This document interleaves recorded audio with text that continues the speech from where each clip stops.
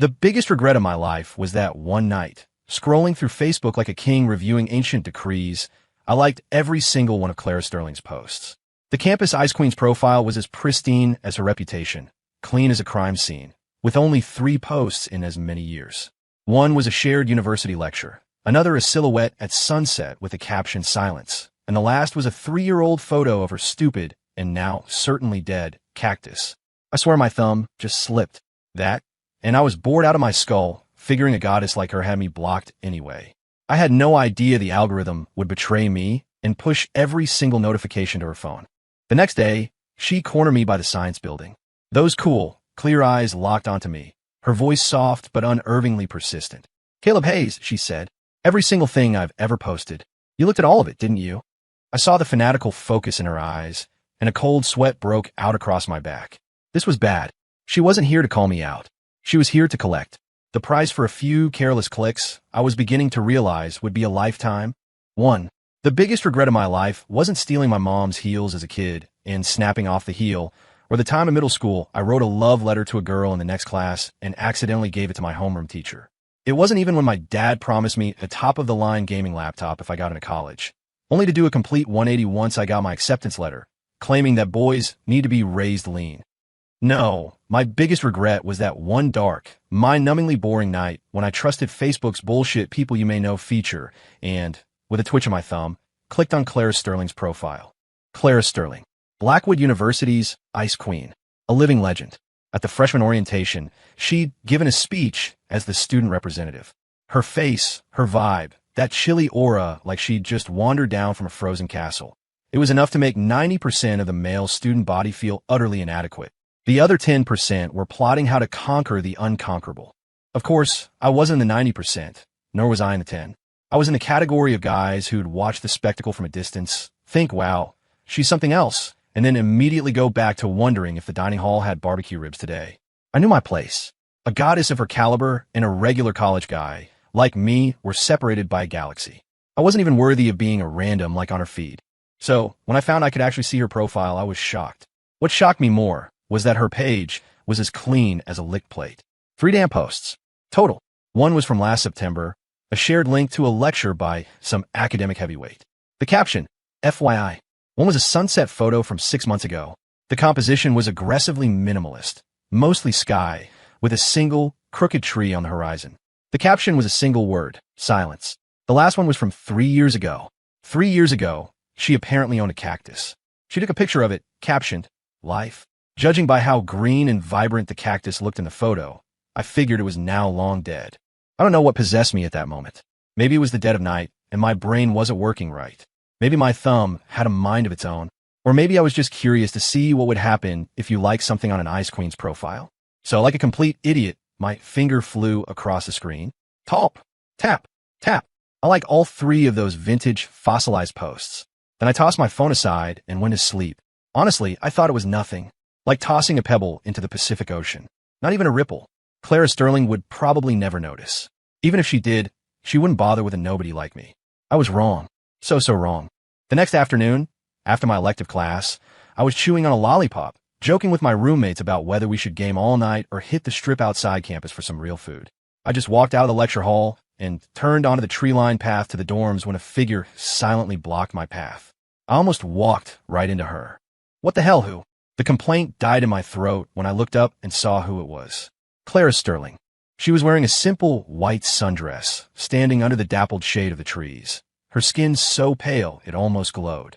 Sunlight filtered through the leaves, casting specks of light on her, but she radiated a chill that was completely at odds with the warm afternoon. Those eyes, usually so distant and cool, were now fixed on me, churning with an emotion I couldn't decipher, like a whirlpool hidden beneath a calm sea. My roommates, ever the opportunist, saw what was happening, shot me a series of lewd winks and exaggerated oaths, and then abandoned me without a shred of loyalty, leaving me to twist in the wind. Clara? Can I help you? The lollipop in my mouth made my words come out muffled. I was trying to figure out if I'd accidentally stepped on her new shoes, or if one of my jackass roommates had been caught taking her picture and she was here to settle the score with me. She didn't speak. She just took a small step forward, closing the distance between us. Suddenly, we were less than 2 feet apart. I could smell a faint, cool scent on her, like a pine forest after a snowfall. This was way too close for comfort, a blatant violation of personal space. I instinctively wanted to back away, but my feet felt nailed to the ground. She tilted her head up, her gaze locking onto mine, her voice soft but laced with an unyielding force.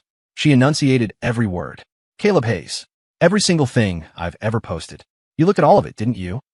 My brain went blank with a deafening buzz. Holy crap. She knew. She actually found out. Those 3 stupid posts were enough for her to hunt me down? Was the Ice Queen really this petty? I quickly pulled the lollipop out of my mouth, trying to explain. No, Clara, look, you have to let me explain. Wait, no, not like that. It was a Facebook recommendation. My thumb slipped. It was an accident. An accident? She repeated softly. Her lips seemed to twitch into the faintest of smiles, so fast I thought I'd imagined it. The whirlpool in her eyes deepened. From life 3 years ago to for last year, and then silence 6 months ago, you didn't miss a single one. You liked them all. She paused, her gaze like a surgeon's scalpel, dissecting every flicker of expression on my face. Her voice dropped even lower, carrying a strange, skin-crawling certainty. Caleb, you've been watching me for a long time, haven't you? I was speechless. There was no way I could talk my way out of this. This wasn't an interrogation. That look, that tone, that absolute certain. I was starting to realize she wasn't here to call me a creep. She was here to confirm something. Looking at the almost tangible obsession in her eyes, a mixture of delusion and a bizarre sort of satisfaction, I finally felt a chill creep up my spine, spreading across my entire back. I was screwed. The price for a few careless clicks was looking bigger by the second. That look in her eyes was the look of someone claiming their property, and I had absolutely no idea what was going on. After that day, it was like a bizarre, silent switch had been flipped in my life. Clara didn't corner me like that again, but she was everywhere. I'd stumble into my morning lecture, eyes still bleary, looking for a spot in the back row to zone out, and she'd already be there. Next to her, a beige, plush-looking seat cushion would be saving my spot. When she saw me, she'd just raise her eyes, her gaze lingering on my face for a second before she'd gently pat the empty seat beside her. Her expression was calm, but it carried a weight of expectation I couldn't refuse. If I dared pretend I didn't see her and try to slip away, she would just stare at me, her unwavering gaze boring into the back of my head until my scalp tingled and I'd reluctantly shuffle over. At the dining hall, I'd be complaining to my roommate that the server's hand was shaking again and they'd barely given me any meat, only to turn around and see her standing quietly in line behind me, holding a delicate, 2-tiered lunchbox. The chaotic noise of the cafeteria seemed to create a bubble of silence around her. She just looked at me.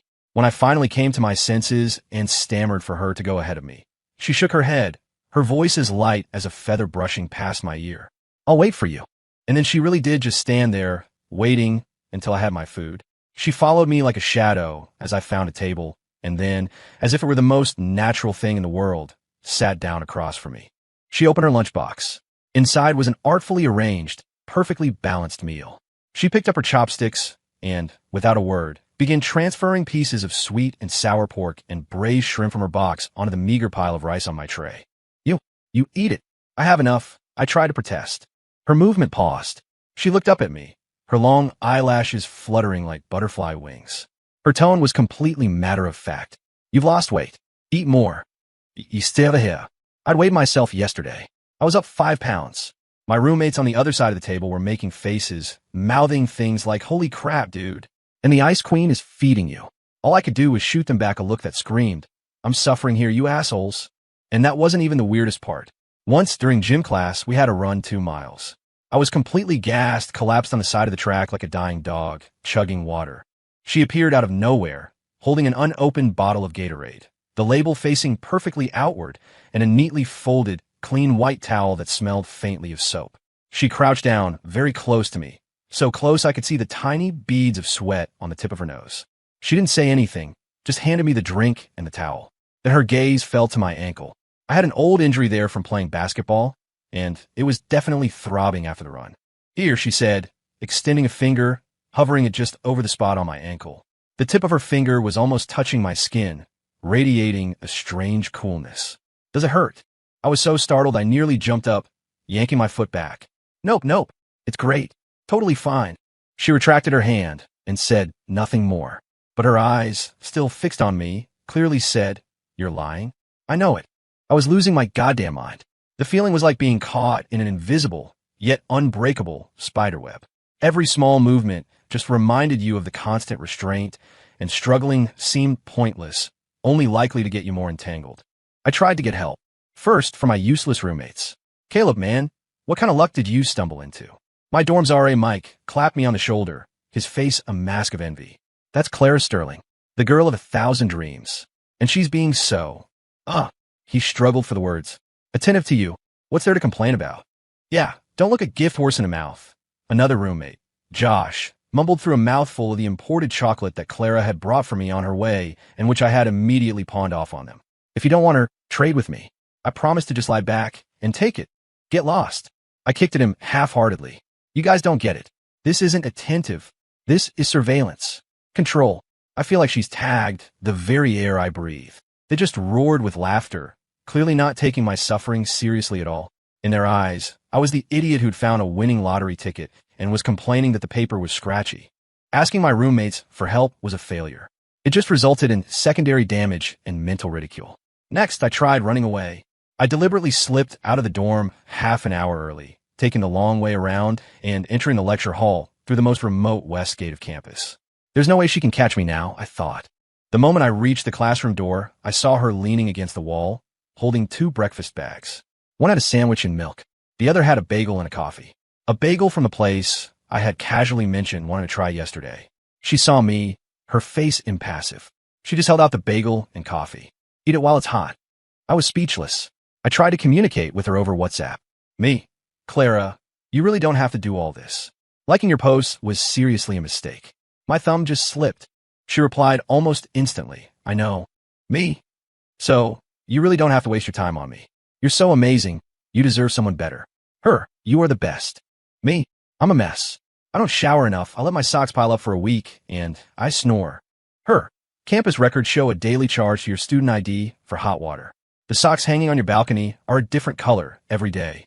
As for snoring, she paused, then sent a message that made my blood run cold. Your breathing was very steady last night. Not a sound. My hand trembled. The phone almost fell on my face. How did she know my breathing was steady last night? Did she plant a bug in my dorm room? No way. That was insane. A chill rose from the bottom of my heart. All the previous incidents could be explained away as her being incredibly observant, or coincidences. But this message tore away that gentle facade. This wasn't normal interest. This was monitoring. I stared at her simple profile picture, and for the first time, it hit me with absolute clarity. I was being targeted by a Yandere, an obsessive, possessive personality with her own twisted logic, terrifying dedication, and an incredible ability to act on her impulses.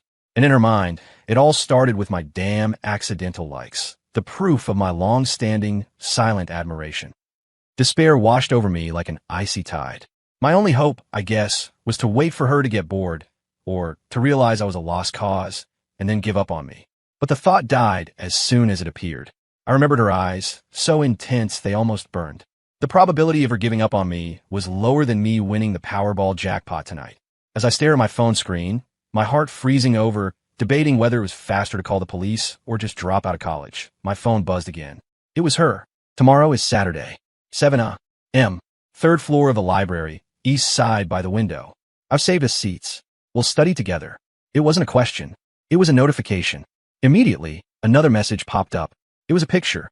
I opened it. It was my class schedule for the semester, and a circle I had drawn with a red marker on a weekend date. Next to it, I had written, New Game Starfall Releases. That was on my own desk calendar, the physical one sitting on my desk in my dorm room. Below the picture was her text. I know about the Starfall release. We'll study in the morning. I'll go with you to buy it in the afternoon. You can play it at night. I stared at the phone, my heart seized by an icy hand. She even knew about this.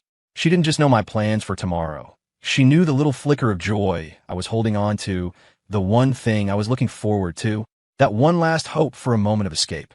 With her message, it vanished like a soap bubble. She wasn't giving me a choice. She was sealing off my very last escape route. 7 a.m. Saturday morning, third floor of the library, east side. When I drifted to the designated spot like a zombie, sporting 2 massive dark circles under my eyes, Clara was already there.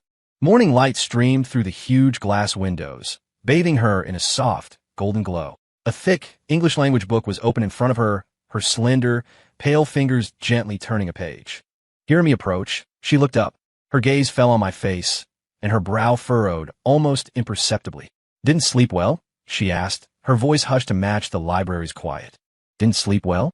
"I barely slept at all." The thought that she knew about the circle on my calendar made my dorm bed feel like a bed of nails. I tossed and turned all night, wondering if this life was even worth living anymore. But what could I say? "You scared the hell out of me?" I was a coward. I didn't have the guts. "Stayed up gaming," I mumbled, pulling out the chair opposite her and plopping down. I threw my empty backpack onto the table with a thud that wasn't exactly quiet. A few early bird nerds shot me annoyed looks. Clara, however, didn't react. She just picked up a thermos from beside her and pushed it in front of me. "Honey water. It's warm." I stared at the thermos, which had a simple cartoon character on it. I didn't move. She didn't rush me, just watched me with that calm, patient expression that demanded I give in.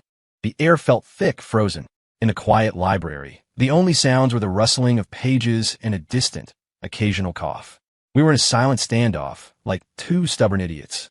I knew I was being difficult, but a dark, frustrated anger was simmering inside me, with nowhere to go. This feeling of being seen through, of having every inch of my personal space invaded, was suffocating. In the end, I was the one who broke. Mostly because the stares from the surrounding students were about to burn a hole through my back. I ran a hand through my hair in frustration, snatched the thermos, twisted off the lid, and took several large gulps. The warm, sweet liquid soothed my throat, which was dry from lack of sleep. As she watched me, her lips seemed to curve upward ever so slightly, a ripple on a frozen lake, so fast I almost missed it, and she looked back down at her book. I pulled out my phone, ready to combat the suffocating study session with some quality slacking. Just as I unlocked the screen, a news alert popped up. It was the final promotional push for Starfall before its release. Right? The game. This afternoon was supposed to be my escape to freedom, my embrace of joy. I instinctively glanced up at her.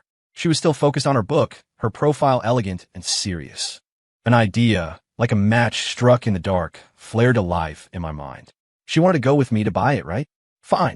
Let's see how the untouchable Ice Queen handles the chaotic, frenzied scene of a major game release. A spectacle that could rival Black Friday. Afternoon. The biggest electronics superstore downtown.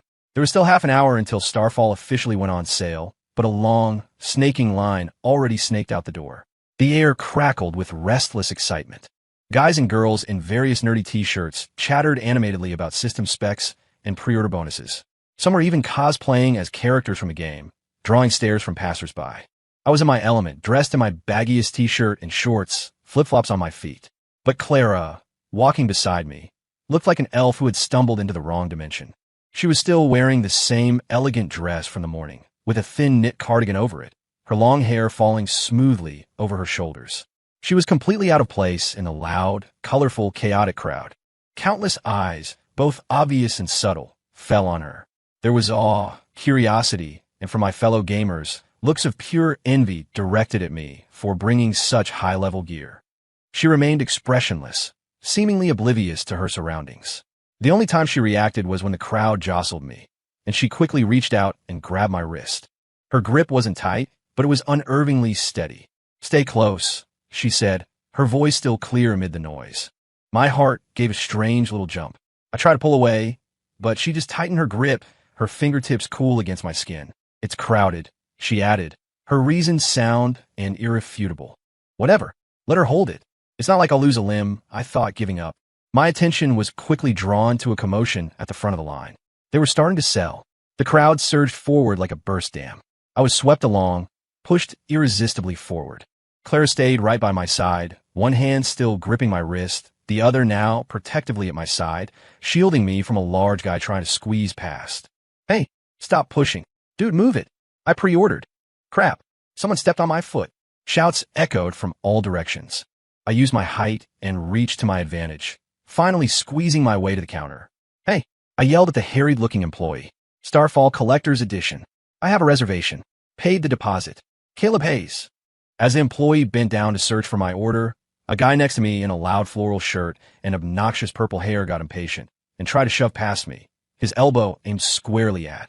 "Clara, what's your problem? Get in the back of the line." I reacted instinctively, twisting my body to block the blow with my shoulder and shouting back at him. The impact sent a jolt of pain through my shoulder. The guy in the floral shirt froze, startled by my outburst. He probably decided I wasn't worth the trouble, muttered a curse, and backed off. Before I could even check my shoulder, I felt the hand on my wrist tighten abruptly. I turned to look at Clara. Her eyes, usually so calm and placid, were now like a deep pool with a stone thrown into it, ripples spreading across the surface. She looked at me, her expression incredibly complex. It was like surprise, mixed with a pleased, sparkling light. She didn't say anything. She just rose slightly on her toes, leaned in close, and whispered in a voice only I could hear, "You protected me." It wasn't a question. It was a statement, filled with a secret, triumphant joy, like someone who had just discovered a hidden treasure. My heart skipped a beat. Damn it, this wasn't how it was supposed to go. I was supposed to make her see how crazy this was, to scare her off with the insane crowd. How did it have the opposite effect? Just then, the employee found my reservation and handed over the big box containing the collector's edition, emblazoned with the game's cool logo. I reached for it, but a slender, pale hand got there first, taking the heavy box from the employee. Clara held the game box, which was nearly half her size, and looked up at me. The ripples in her eyes had subsided, replaced by a calm surface, but deep down, a flame seemed to burn quietly. "I'll carry it," she said, her tone matter-of-fact, as if it were her exclusive right. Then, as I and a crowd of my fellow male gamers watched in stunned silence, this delicate, ethereal ice queen, who looked like she'd never touched anything heavier than a book, securely held the ridiculously out-of-place game box. Her other hand, still gripping my wrist, pulled me along as she turned and began to navigate back through the surging crowd. Her back was straight, her steps firm. She didn't look like she was emerging from a chaotic game launch, but like she was marching into her own inviolable territory. And me? I was like a captured, slightly bewildered trophy held firmly in her grasp.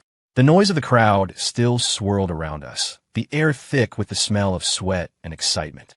But in my world, there was only the cool, steady touch on my wrist and the image of her, so serious, almost clumsy yet stubborn, carrying that game box. This is bad, I thought, my heart sinking. This turn of events seemed to have backfired, and I was the one caught in the trap. The frustration that had been building all day had vanished, replaced by a more complicated emotion, something sour, bittersweet, and strangely heart-pounding. She wasn't just a terrifying stalker. She was also kind of goo.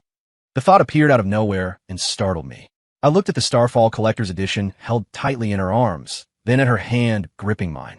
I was starting to not mind it so much. The game was secured, a hot potato that Clara carried all the way back to campus before placing it ceremoniously on a bench outside my dorm.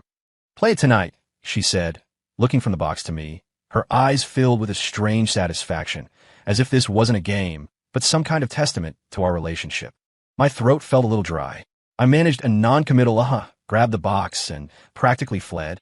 I could feel her gaze on my back until I turned the corner into the stairwell. In the days that followed, that feeling of being held in an invisible grip didn't fade. It intensified.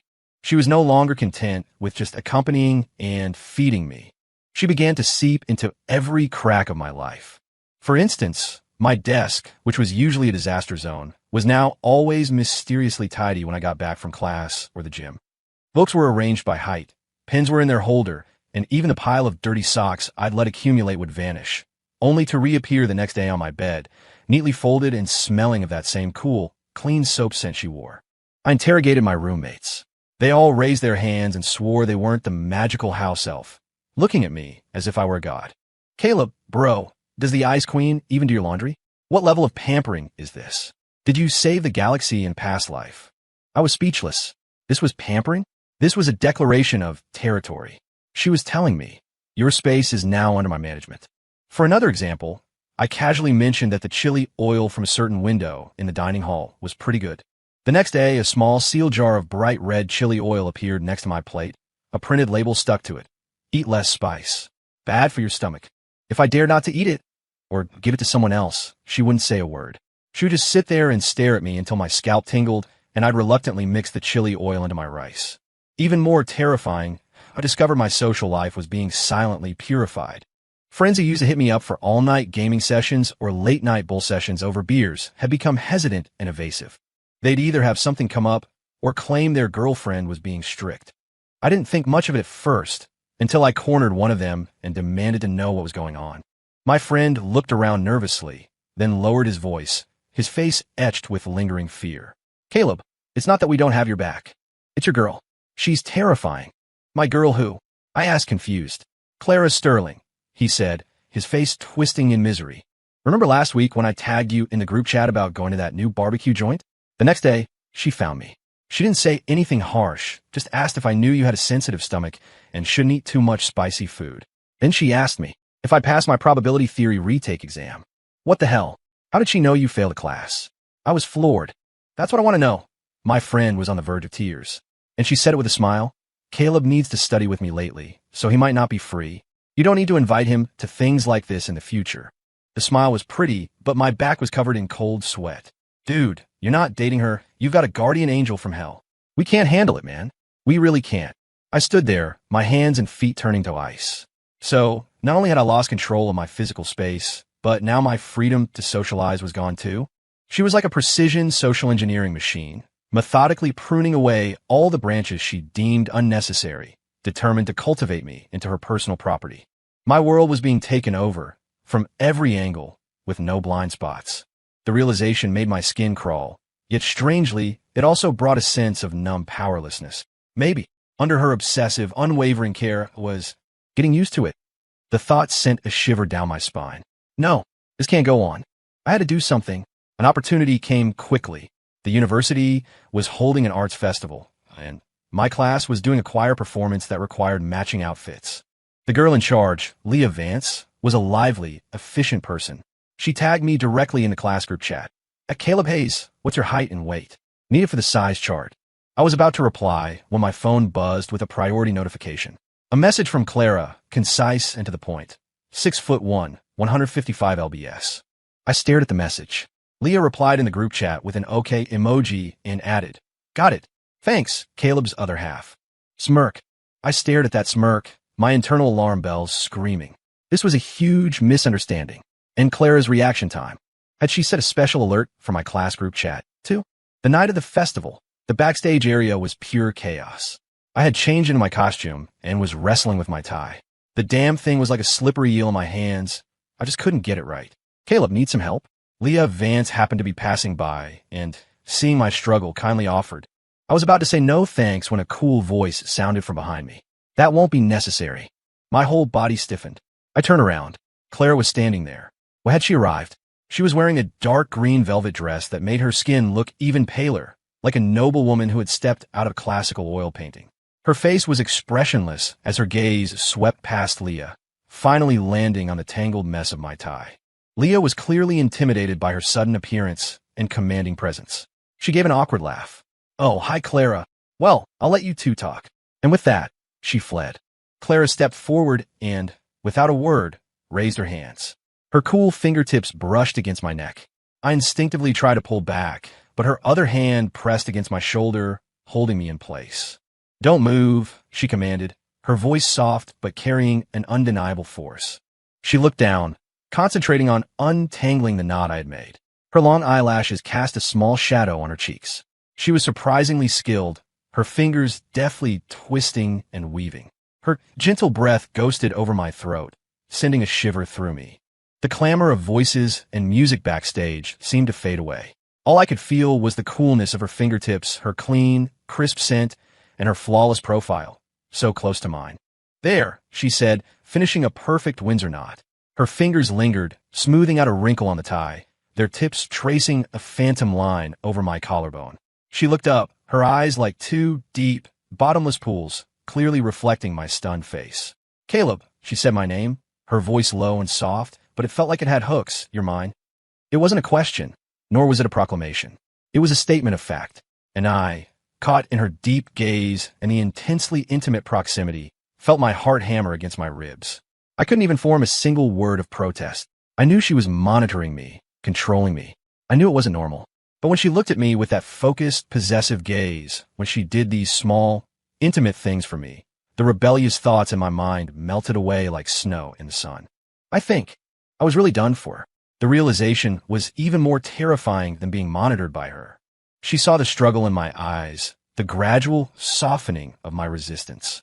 A faint smile touched her lips, pleased with my reaction. Then she reached out, not for my wrist this time, but gently took my hand. fingers intertwined. Her hand was small and soft, her fingertips still cool, but they fit perfectly between my fingers, leaving no room for escape. "The show is about to start," she said, pulling me toward the audience seats, leaving behind a wake of stunned, envious, or pitying stares. I looked at our joined hands, then at her calm, determined profile. I was faced with a dilemma. Do I pull my hand away and possibly face a more intense, more uncontrollable reaction from her, and deal with the strange, reluctant feeling in my own heart? Or do I just let myself sink into this beautiful, dangerous swamp named Clara Sterling? I felt like I was standing on the edge of a cliff. Whichever way I chose, it felt like a fall from which there was no return. After the festival, I felt like a stew simmering on low heat, calm on the surface, but bubbling with a chaotic mix of flavors inside. Clara seemed very pleased that I hadn't pulled my hand away that night, and with my subsequent, almost default compliance. Her infiltration became even more matter-of-fact and even more detailed. When I was taking a break during a basketball game, she would appear with an uncapped bottle of perfectly temperate Gatorade. When I was staring at my computer screen, tearing my hair out over a term paper, she would silently place a cup of hot coffee at my elbow, accompanied by a few exquisitely wrapped blueberry gummies that were supposedly good for eye strain. She even somehow got her hands on the lecture notes and key points for all my classes, printed them neatly, bound them, and accidentally left the binder within my reach one day when I was staring blankly at my textbook. What the hell could I say? Resist? I tried. It was like punching cotton. She always had a way of making my feeble struggles seem ridiculous and futile. Accept it? My heart was twisted with a strange awkwardness. I felt like a pampered pet, with even the rhythm of my tail wags being pre-programmed by my owner. Until that afternoon. I didn't have class and was holed up in my dorm, trying to finish that god-awful paper. My phone screen lit up. It was a message from Clara. Unusually, it wasn't text, but a picture. I opened it. It was a pharmacy receipt. I zoomed in. I could vaguely make out words like cold FX and fever patches. A strange tightness gripped my chest. Was she sick? Right on cue. Her text came through. Just one word, but it carried a soft, weak feeling that was a world away from her usual coolness. Sick. My heart skipped a beat. This was weird. Before, when she was controlling me in all those ways, all I felt was annoyance and helplessness. But seeing that one word, imagining her lying alone in her dorm, feverish and with no one to take care of her, that annoyance was instantly replaced by a much stronger emotion. Worry. Damn it. Something was seriously wrong with me. I stared at the phone screen, my fingers hovering over the keyboard for a long time. Finally, I typed out a dry, simple reply. Did you take medicine? Yes. She replied quickly, but then another message followed. It's not working. It was followed by a sticker of a little cat with droopy ears and a tear in its eye. I was speechless. Who could resist this? The Ice Queen was sick, and she was sending stickers to play the pity card? The contrast was a precision strike against my already crumbling mental defenses. I took a deep breath, as if making a momentous decision, and my fingers flew across the keyboard. What's your dorm number? I'll come check on you. The moment I sent the message, I felt like a soldier heading off to war. Tragic, yet with a strange sense of anticipation. She replied with her dorm number almost instantly. I grabbed my jacket, told my roommates I was heading out, and amid their knowing, suggestive smirks, I bolted from the dorm. On the way, on some strange impulse, I made a detour to the campus store and bought some fruit and a can of peaches. I'd heard they were good for a fever. I don't know, it was just something my mom used to say.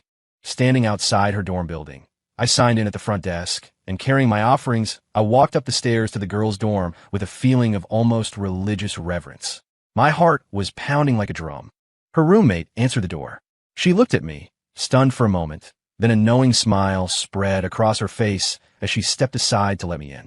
The room was clean and had that faint, pleasant scent unique to girls' dorms. Clara's bed was by the window, with a light gray curtain drawn halfway. She was lying there, under a thin comforter, her cheeks flushed an unnatural red, her lips slightly chapped. Her usually perfect hair was spread messily on the pillow, a few sweat-dampened strands stuck to her forehead. She had her eyes closed, her long lashes casting shadows, looking incredibly fragile. Hearing the noise, she opened her eyes.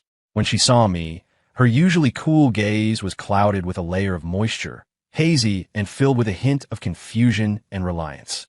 "You're here," she said, her voice hoarse and nasal.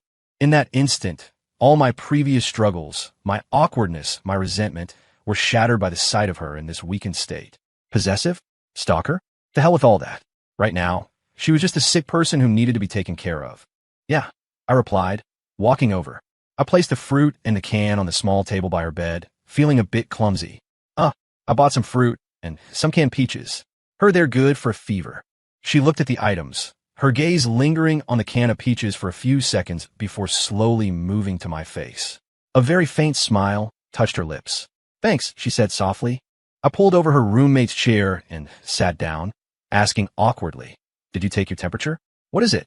101.7, she answered obediently, her eyes never leaving me. That high? If the medicine isn't working, you should go to the campus clinic. I said, getting a little anxious. No, she refused immediately with a hint of stubbornness. I just need you with me. There was again that unwavering reliance. But I found that I didn't hate it. In fact, there was a secret satisfaction in being needed. I sighed, resigned. I picked up the water glass on her table and felt it. It was cold.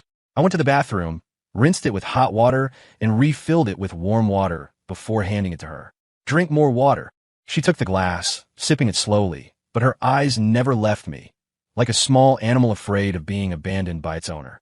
In that moment, a hard corner of my heart completely crumbled. To hell with possessiveness, to hell with stalking.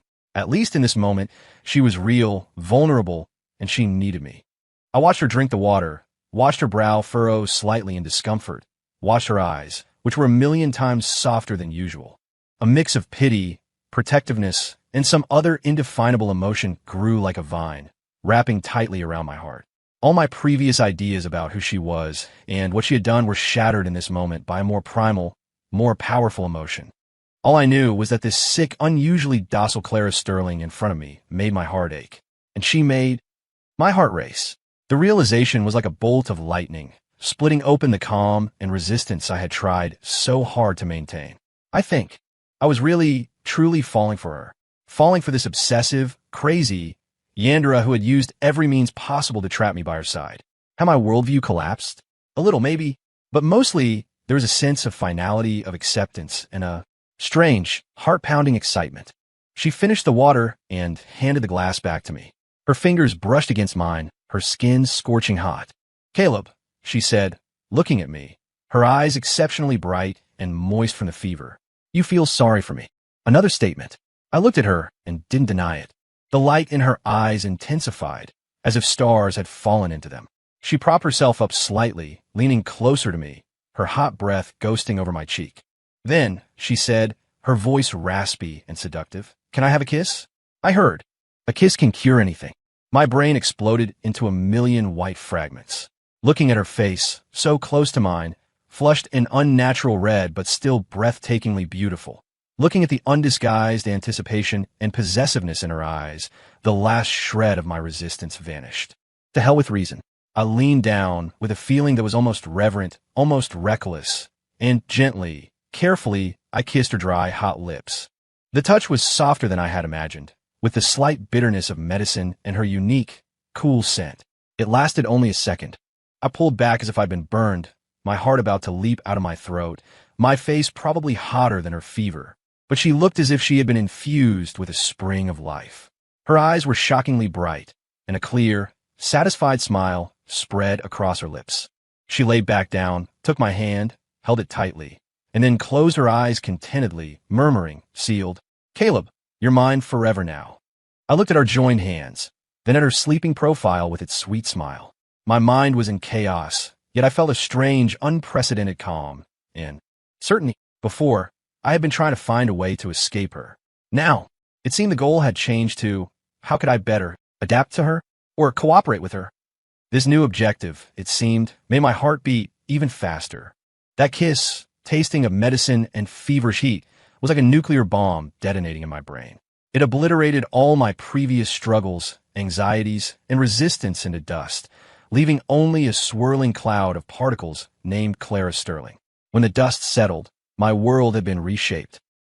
Caleb Hayes, had finally surrendered. No, it was more than surrender. It was willingly leaping into the trap, named Clara Sterling, and even finding the trap's interior rather comfortable. The next day, her fever was gone. She was back to her cool, aloof self, but the way she looked at me was different. Before, it was a gaze of obsessive scrutiny and unwavering possession. Now, beneath that icy surface, there was something warm, like sunlight penetrating the deep sea. It was the lazy, satisfied contentment of being fully gratified. And me, after my change in perspective, my view of her possessive behaviors had completely changed. She tidied my desk? That was wifely. She prepared warm water for me? That was thoughtful. She cleared out my useless social invitations? That was filtering out junk information to help me focus on my studies. Even the memory of her carrying that enormous game box now seemed endearingly clumsy. I was done for her. My rose-colored glasses were as thick as a fortress wall. But my change of heart didn't change how others saw things. To them, I was still the poor schmuck being terrifyingly controlled by the campus queen, and she was the possessive Yandere. And so, trouble came knocking. A hot thread suddenly appeared on the Blackwood University subreddit, with a sensationalist title. Shocking. Is the untouchable queen of the finance department, Clara Sterling, emotionally manipulating and controlling her boyfriend? The details are disturbing. The post didn't name names, but with descriptions like a sophomore named Caleb, a gamer, and was seen being led by the hand by the campus queen, they might as well have posted my student ID number. The original poster described, in highly exaggerated terms, how I was being monitored, socially isolated, and publicly humiliated by Clara, painting me as a tragic figure who had lost all freedom and dignity. The post ended with a call to save our innocent fellow student. The thread blew up with hundreds of comments. Some were envious, accusing me of humble bragging. Some believed it, condemning Clara as a psycho. And others, just there for the drama, tagged the university's official account, demanding an investigation. My roommates saw the post and were furious, rolling up their sleeves to go to war for me online. Caleb, you're not going to take this, are you? We've got your back. We'll flame them into oblivion. I stopped them, feeling a mix of emotions. On one hand, the post was full of crap, making Clara sound awful. On the other hand, some of the details, like being monitored and socially isolated, weren't entirely wrong. But could I let them slander her like that? No way. I'll handle it, I said, taking my phone. I took a deep breath and started typing. I didn't directly refute the claims. Instead, I chose a more infuriating approach. I replied to the hot thread directly from my main account. At OP, thanks for the hard work. Must have been tiring making all that up. First of all, thanks for the concern. I'm alive and well. Very happy, in fact. Secondly, my girlfriend cares about my health and reminds me to drink less and avoid spicy food. That's emotional manipulation. By that logic, hasn't your mom been manipulating you since you were born? Thirdly, I like it when she's in charge. I enjoy being controlled by her. Is that a problem? It's our thing. Ever heard of it? Finally, my girlfriend, Clara Sterling, is beautiful, kind, and treats me incredibly well. Some people just can't stand seeing others happy and resort to slander. It's a pathetic look. Attached, a photo of me and Clara. She forced me to take it. In the picture, I have a helpless look on my face as she holds my arm, while she leans against me with the faintest but genuine smile. Everyone can disperse now. We're doing great. I hit send. The subreddit exploded. Holy shit. The man himself has entered the chat. That reply. So cocky, so protective. Damn, I'll take this dose of PDA. So, it was all lies? Where's the Opie now? Come out and fight. To be fair, the campus queen smile in that photo is so sweet. She looks completely different. Looks like true love.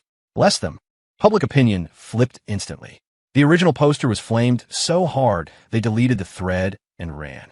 I put down my phone, a sense of accomplishment swelling in my chest. Look how well I defend my girlfriend.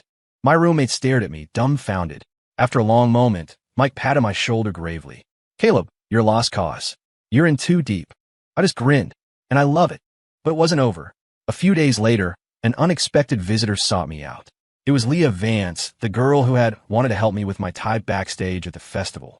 She pulled me into a corner of the lecture hall, her expression complex. Caleb, about that stuff on the subreddit. Are you okay? I'm great, I said, a bit confused. Are you being forced? She asked, lowering her voice, her tone a mix of pity and urgency. If she's holding something over you, you can tell us. We'll all help you. I got it instantly. Another one who was convinced I was being manipulated. I cut her off, my tone serious. Leah, thanks for your concern. But really, it's not like that. Clara and I are great. I really like her, and she really likes me. Those were all rumors. Leah stared at me, trying to find even a hint of reluctance on my face, but she failed. She opened her mouth, then closed it, finally stammering, but she controls you like that. Don't you feel like you have no freedom? Freedom? I paused. If this had been before, I would have launched into a tirade. But now, I thought of her vulnerable and dependent when she was sick. I thought of her eyes lighting up at my defense of her. I thought of the little surprises she would secretly prepare based on my passing comments. All that so-called control was wrapped in her clumsy, overwhelming love. I smiled, speaking to Leah, but also to myself. Maybe to others, it looks like a cage. But for me, I paused, finding the most accurate words. It's her way of loving me. And it just so happens that I need that unique sense of security. Leah was speechless, her expression shifting from pity to a look of utter disbelief, as if she were staring at a creature from another planet. After sending Leah on her way, I felt inexplicably better. It was as if this external test had made me even more certain and confident in my hopeless love. That evening, Clara and I were studying in the library. She obviously knew about the subreddit incident. After we sat down, for the first time ever, she didn't immediately open her book. Instead, she turned and just looked at me, her gaze quiet and lingering. "What's up?" I asked, feeling a little self-conscious under her scrutiny, and touched my face. She reached out and gently took my hand, which was resting on the table. Her fingertips slowly traced the back of my hand, a cool, ticklish sensation. "Caleb," she said, her voice as soft as the night wind against a window pane. "You defended me." "Duh, you're my girlfriend. Who else would I defend?" I said matter-of-factly, turning my hand to enclose her cool fingers in my palm. Her eyes blinked once, and a sprinkle of starlight seemed to fall into them. She leaned closer in our usual quiet corner by the window and whispered in my ear, "You get a reward." Then, before I could react, she quickly kissed my cheek. The touch was soft, carrying her clean, crisp scent, and was over in an instant. I froze completely. My heart felt like it had been tickled by a feather, a tingling sensation spreading through my entire body. The spot on my cheek where she had kissed me began to burn. She watched my ears turn beet red and my stunned expression, and a clear, mischievous smile curved her lips like a cat that had successfully stolen a treat. "Back to studying," she said, turning back around as if nothing had happened, picking up her pen. But the faint blush on the tips of her ears betrayed her. The restlessness in my heart could no longer be contained. To hell with studying. I shot up from my seat. In her surprised gaze, I grabbed her hand and hissed, "Let's go. Outside." "Where?" "Somewhere private," I said, looking in her eyes, my heart pounding like a drum, my voice raspy with emotion. "To get my reward back." Her eyes widened in a flicker of shock, which was immediately replaced by a more intense light of shy delight. She didn't resist, letting me pull her quickly out of the library study area. The hallway was dimly lit. I pulled her along, all the way to a secluded corner of the fire escape. I gently pressed her against the wall, lowered my head, and looked in her shimmering eyes and her slightly parted, inviting lips. "That one didn't count," I said, my voice low and husky, with an undeniable dominance. "Now, this is the real reward." And with that, I lowered my head and kissed her deeply. This time, it was no mere peck. I parted her lips, gently but forcefully stealing her breath, tasting her sweetness. She stiffened for a moment, then melted into my arms, clumsily but earnestly returning my kiss, her hands clutching the fabric of my shirt. In the dim corner, there were only our ragged breaths and the soft, wet sounds of our kiss. It turned out that cooperating with her illness, enjoying her unique love, was so addictive. This time it felt amazing. That kiss in the fire escape was like opening Pandora's box. It unleashed the beast of possession in my heart and completely tore away the thin veil of resistance between me and Clara. Now, she clung to me more openly, and I, damn it, enjoyed it with a clear conscience. Before, she had been unilaterally infiltrating my life. Now, it had become a two-way street of, well, cohabitation-style dating. We still had separate dorm rooms, but besides sleeping, we were practically joined at the hip. Class, studying, meals, even when I wanted to go for a run on the track, she would sit quietly in the bleachers, a book on her lap. But I knew her peripheral vision was always locked on me. Strangely, I no longer felt suffocated. Instead, there was a sense of being filled, a reassuring completeness. Like a ship that had been drifting at sea had finally found its own exclusive, albeit slightly obsessive, but absolutely safe harbor. Of course, this harbor occasionally had its own small storms, reminding me of her true nature. For example, our department got a new, young associate professor named Dr. Chun. He was gentle, well-spoken, and his lectures were witty. He was popular with the students, especially the female ones. One day in his class, he called on me. I answered reasonably well, and he smiled and praised me. "Mr. Hayes has a very clear thought process." That was it, just that one sentence. And the atmospheric pressure around Clara, sitting next to me, dropped several degrees. She didn't say anything, just lowered her eyes and, with her expensive fountain pen, began to write Dr. Chen's name over and over in the corner of her notebook, forcefully, then crossing it out, writing it again, crossing it out again, with enough pressure to tear the paper. I was speechless. The moment the bell rang, she snapped her notebook shut, grabbed my hand, and walked out. She pursed her lips the entire way, silent. I wanted to laugh, but I also felt sorry for the poor notebook. "Hey," I said, swinging our joined hands. "Is this really necessary? Dr. Chen is almost 40. His kid is probably in elementary school." She stopped, looked up at me, her eyes dark. "He smiled at you. That was a teacher admiring a student. It's normal." I tried to reason with her. "I don't like it," she cut me off flatly, her tone tinged with an almost imperceptible grievance. "There was a light in his eyes when he looked at you." I facepalmed. Her jealousy was completely irrational, but also, damn it, kind of cute. To soothe this ruffled cat, I had to sacrifice my dignity. I leaned in close, whispering in her ear in a voice only we could hear, "Well, he's definitely not as handsome as me, and he's not as good a kisser. Right, Clara?" The tips of her ears turned red. She shot me a glare, but the frost in her eyes melted instantly, replaced by that pleased, sparkling light. She let out a small humph and didn't bring up Dr. Chen again, but her fingers tightened around mine, a clear declaration of her sovereignty. "See, to handle a Yandere, you have to stroke her fur the right way, and, occasionally, shamelessly show off your superiority." These playful moments became more and more frequent. I was about to get lost in the sweetness of her all-encompassing possession. Until that afternoon, Clara and I had just left the library, heading to our favorite dessert shop off campus. As we reached the campus gate, a slightly flippant voice called out, "Sis, who's this? Not going to introduce us?" I looked over and saw a young man in a flashy printed shirt, with a few streaks of blonde in his hair, leaning against a conspicuous sports car. He was looking at us with a half-smile. He resembled Clara, but his features had an added air of indulgence and recklessness. Clara stopped in her tracks. Her grip on my hand tightened abruptly, her nails digging into my skin. The color drained from her face, the soft lines of her expression instantly tensing, returning to that cold, unapproachable aura I had first seen. But this time, it was even colder, tinged with a sense of being on high alert. My heart tightened. Who was this guy? To make Clara react so strongly? "My brother, Tristan Sterling," Clara said, her voice as sharp as ice shards. The introduction was brief, and she didn't even look at me. Brother? I was stunned. She had never mentioned having a brother, and this atmosphere was anything but sibling affection.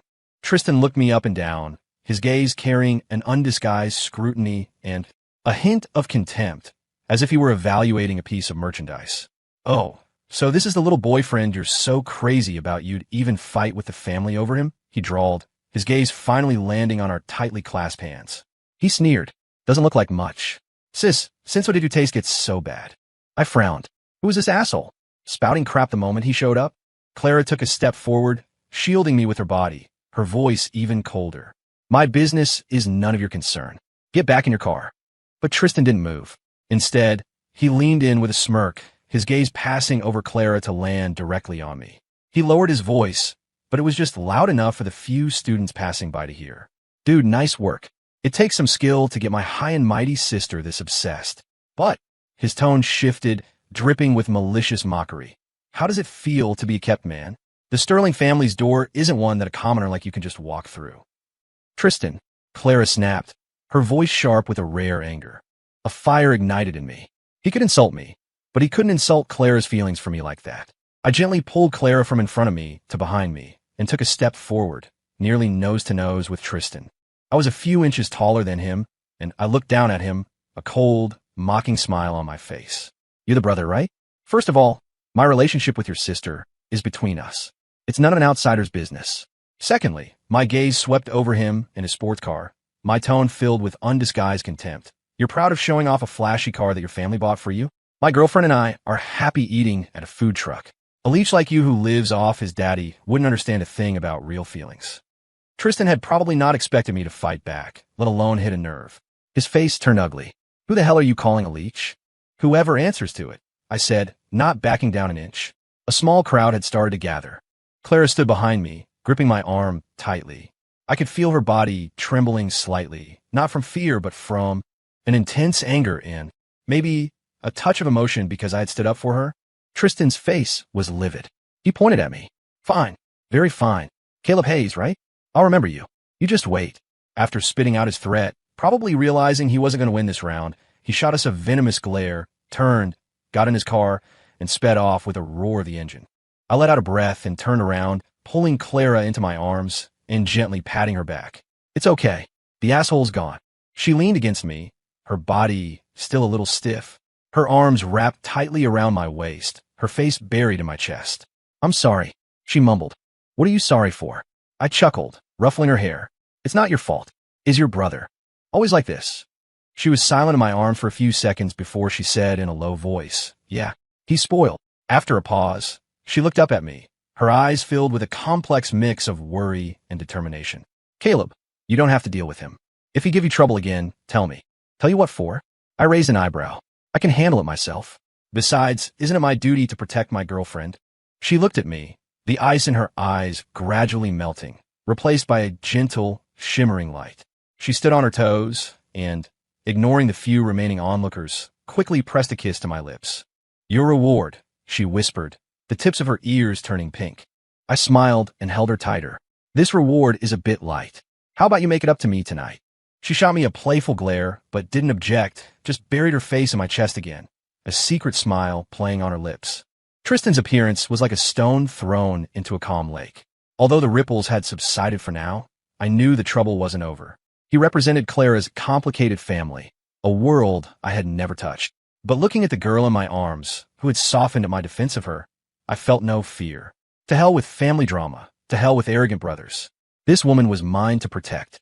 That asshole Tristan's appearance was like tossing a handful of broken glass into the sweet honey of my relationship with Clara. The honey was still sweet, but now it occasionally cut, reminding me that this honey pot was encased in a not-so-sweet box called reality. Clara didn't go into detail about her family, and I didn't ask. But from her reaction that day and Tristan's arrogant behavior, you didn't need to be a genius to figure out that her family was not just rich, but their relationships were probably more tangled than a spiderweb. She seemed terrified that her family's issues would affect me, or rather, us. In the days that followed, she clung to me even tighter, a flicker of unease occasionally flashing in her eyes. She was like a frightened deer, constantly on alert for an arrow from the woods. Whenever that happened, I would squeeze her hand tightly, or find an excuse to kiss her and tell her, I'm here. It's all good. She would relax like a stroked cat, her focus returning to me. But we both knew it wasn't over. Sure enough, a week later, I was on the basketball court, sweating it out. Clara was in her usual spot in the bleachers, my personal cheerleader. A few guys in basketball jerseys, clearly not from our university team, sauntered over, heading straight for me. The leader, a guy with a buzz cut and muscles like a personal trainer, blocked me as I was about to catch the ball. Hey man, Caleb Hayes. I stopped, wiping the sweat from my brow. Yeah. Heard you're pretty tough. Dared to stand up to Mr. Sterling's son, Buzzcut said, crossing his arms, his pecs flexing. I understood immediately. Tristan's revenge had arrived, sending a few jocks to teach me a lesson. How? Unoriginal. I glanced up at Clara in the bleachers. She was already on her feet, her face icy, her gaze as sharp as a knife, fixed on the scene. I gave her a slight shake of my head, signaling her to stay put. What? Tristan didn't have the guts to come himself, so he sent a few of his dogs to bark for him? I sneered, mentally calculating my chances in a 3-on-1 fight. Damn, it's been a while since I've been in a fight. I'm a little rusty, but I can't lose face. Still talking tough. The skinny guy next to Buzzcut cursed and lunged to push me. I sidestepped, grabbing his wrist, and was about to flip him over my shoulder when a cool, commanding voice cut through the air. What are you doing? Clara had somehow made her way to the edge of the court. She wasn't looking at me. Her gaze, like ice-tipped arrows, was aimed squarely at the three jocks. She was holding her phone, the screen pointed at them, clearly recording. I've already called the police and campus security, she said, her voice not loud, but carrying clearly across the court. Malicious provocation, assault on a student. The evidence is clear. Which department are you from? Names, student IDs. The three guys had clearly not expected this. Seeing Clara's phone and her ice-cold, principal-like demeanor, their bravado deflated instantly. Buzzcut's face contorted. He pointed a trembling finger at me. You just wait. And with that, the three of them exchanged glances and scurried off the court, much faster than they had arrived. I let out a breath. Damn, that was a close call. I turned to Clara. She put away her phone and walked over to me, looking me up and down, her brow furrowed. Are you hurt? No, you got here just in time. I grinned, reaching for her hand.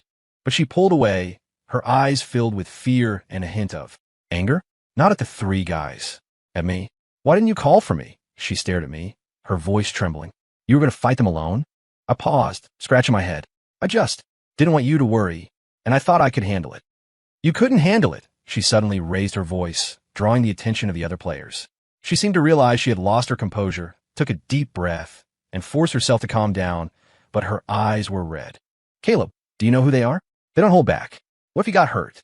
Looking at her, so anxious and angry, yet with a hint of grievance, the strange awkwardness I felt at being rescued vanished, replaced by a wave of warmth and the feeling of being deeply cared for. I'm sorry. I admitted my mistake, pulling her into my arms. This time she didn't resist, letting me hold her, though her body was still a little stiff. Next time, I promise I'll hide behind you and let you protect me, okay? She let out a muffled humph against my chest, but her arms wrapped tightly around my waist. The incident seemed to be resolved, but I knew the root of the problem was Tristan. That guy was a persistent pest. He had failed this time, but there would be a next time.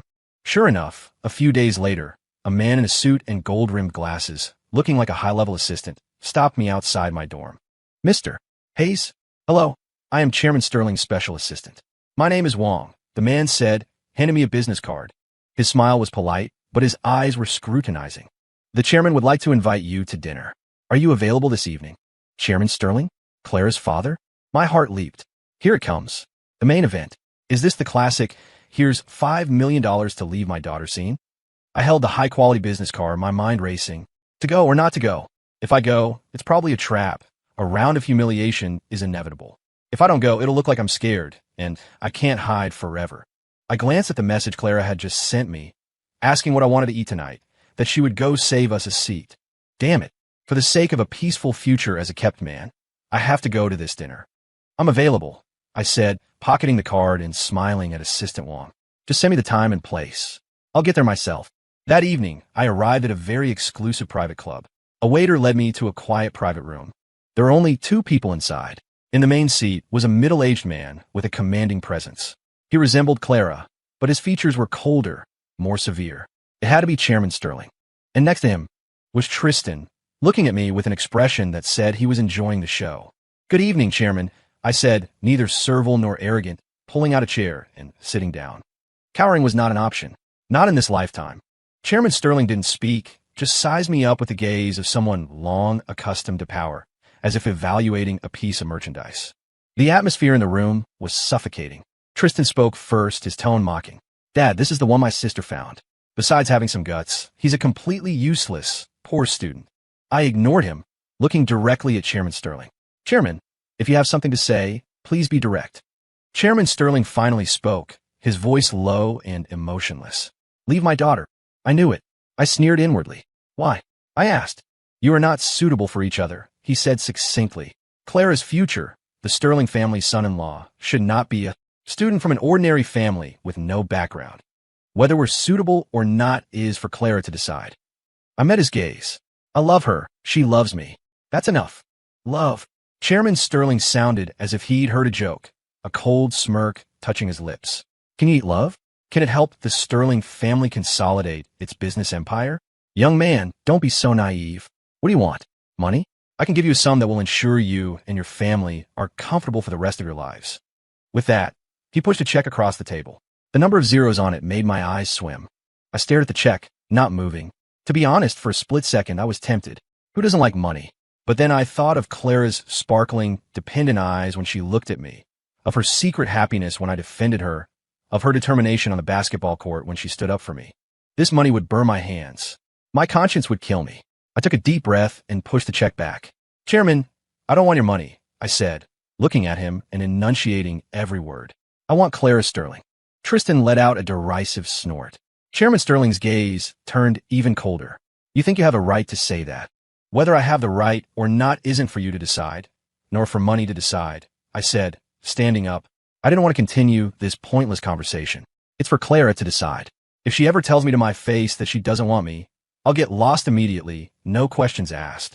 But until then, no one is going to drive me away from her, including you. With that, I turned and walked out, not looking back at the father and son. I knew I sounded a bit melodramatic, a bit reckless, but in that situation, all I wanted to do was make my position clear. Walking out of the club, the night wind felt cool against my back. I realized I was covered in a cold sweat from the tension. My phone rang. It was Clara. "Caleb, where are you?" "The food is getting cold," she said, her voice tinged with impatience and worry. Hearing her voice, the anxiety from confronting her powerful family instantly dissipated. "Almost there." I smile, my tone light. "Wait for me. I'm taking you out for something better." After hanging up, I looked at the bustling street and let out a long breath. The gauntlet had been thrown down. The pressure was on me. But strangely, I didn't feel scared at all. Instead, I felt a sense of exhilarating release. "Clara Sterling, you troublemaker. I'm really in it for the long haul with you." A dilemma? There was none.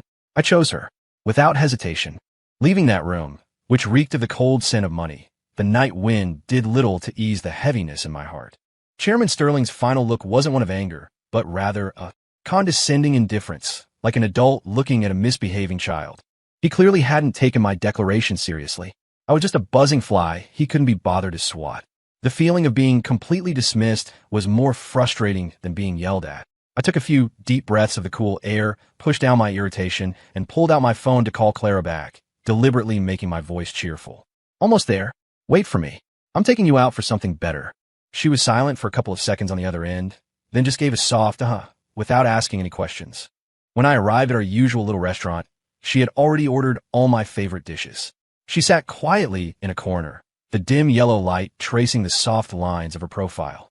But if you look closely, you could see her hands in her lap, her knuckles white. I walked over and sat down across from her, forcing a smile I hoped was bright. "Starving, right? Let's dig in." She didn't pick up her chopsticks. She just looked up, her clear eyes seeming to see right through my act. "He found you." My hand, reaching for a piece of food, froze. Crap. I knew I couldn't hide it from her. "Yeah," I said, putting my chopsticks down. I wasn't going to lie. I gave her the gist of what happened, omitting the exact number of zeros on the check, and emphasizing my own heroic unbowed by power, uncorrupted by wealth performance. She listened quietly, her face unreadable, until I finished. Then she asked softly, "Why didn't you take it?" I was taken aback. "The money," she said, her eyes fixed on mine. "That money would have been enough for you and your mom to live very comfortably. Why didn't you take it?" I looked at her, a bitter taste in my mouth. The way she asked, it was as if she expected me to take the money and run. "Clara," I sighed, leaning forward and taking her hand from the table. "It was cold. I want you, not the money. If I took the money and left you, what would that make me? How would I be any different from that leech Tristan, who lives off his dad?" She looked at me, her eyes blinking. A shimmer of moisture seemed to pass through them, but it was gone in an instant. She squeezed my hand back hard. Her fingertips were no longer cold, but had a little warmth to them. "Idiot," she cursed under her breath, but her lips curved up uncontrollably in a complex expression of heartache, relief, and being deeply moved. "Yeah, I'm a huge idiot. That's why you've got me completely wrapped around your finger," I said, going along with her, rubbing the back of her hand with my thumb. "So, Miss Sterling, you'd better be good to this idiot from now on, or I'm getting a raw deal." She finally smiled, a small smile, but it was like the first flower blooming after the snow melts. It made my heart skip a beat. The rest of the meal felt much more relaxed. We both knew the trouble wasn't over, but at least for now, we were on the same side. However, I had underestimated the diversity of a wealthy family's tactics. When force didn't work and money didn't work, they resorted to dirty tricks. First, rumors started spreading around campus about my dark past. Things like Caleb Hayes used to be a delinquent, he got into fights, his dad's long gone, and his mom. And even detailed accounts of me juggling multiple girls at once. The rumors came fast and furious, clearly orchestrated and premeditated. They were on the subreddit, anonymous confession pages, and even in class group chats. I was furious. I knew exactly whose handiwork this was. "Tristan Sterling, you son of a bitch, is this all you've got?" I tried to explain, but with rumors, the more you deny them, the faster they spread. Even some classmates I was on good terms with started looking at me strangely. Clara's reaction was even more intense than mine. She used some unknown means to lock onto the IP addresses of the accounts spreading the rumors the most, and trace them back to their source. Sure enough, it was a mix of trolls paid by Tristan and a few of his lackeys trying to suck up to him. She didn't tell me what she did, but the next day, the most active accounts vanished, and all the rumor-mongering posts were wiped clean. The subreddit mods even posted a public announcement, warning that slander and rumor spreading would face legal consequences. Her methods were swift, clean, and decisive. I was stunned. Clara, how'd you do that? I couldn't help but ask. She straightened my collar, as if brushing off a piece of dust. They infringed on my rights. No one is allowed to slander my property. My property. I touched my nose. Okay, I could get used to that title. Just as the rumor storm subsided, another problem arose. My mom suddenly called me, her voice filled with an unprecedented worry and caution. Caleb, have you gotten on someone's bad side recently? My heart sank. Mom, what's wrong? Oh, it's nothing major. My mom tried to sound casual. It's just that lately, people have been coming to the diner to cause trouble. Complaining about sanitation, fire hazards. The health and fire departments have been here a few times. They never find anything serious, but they just keep coming back, and it's bad for business. And the other day, a few shady-looking guys were hanging around outside. It was pretty scary. Listening to her on the phone, my fists clenched so tightly my nails dug into my palms. Tristan, you son of a bitch.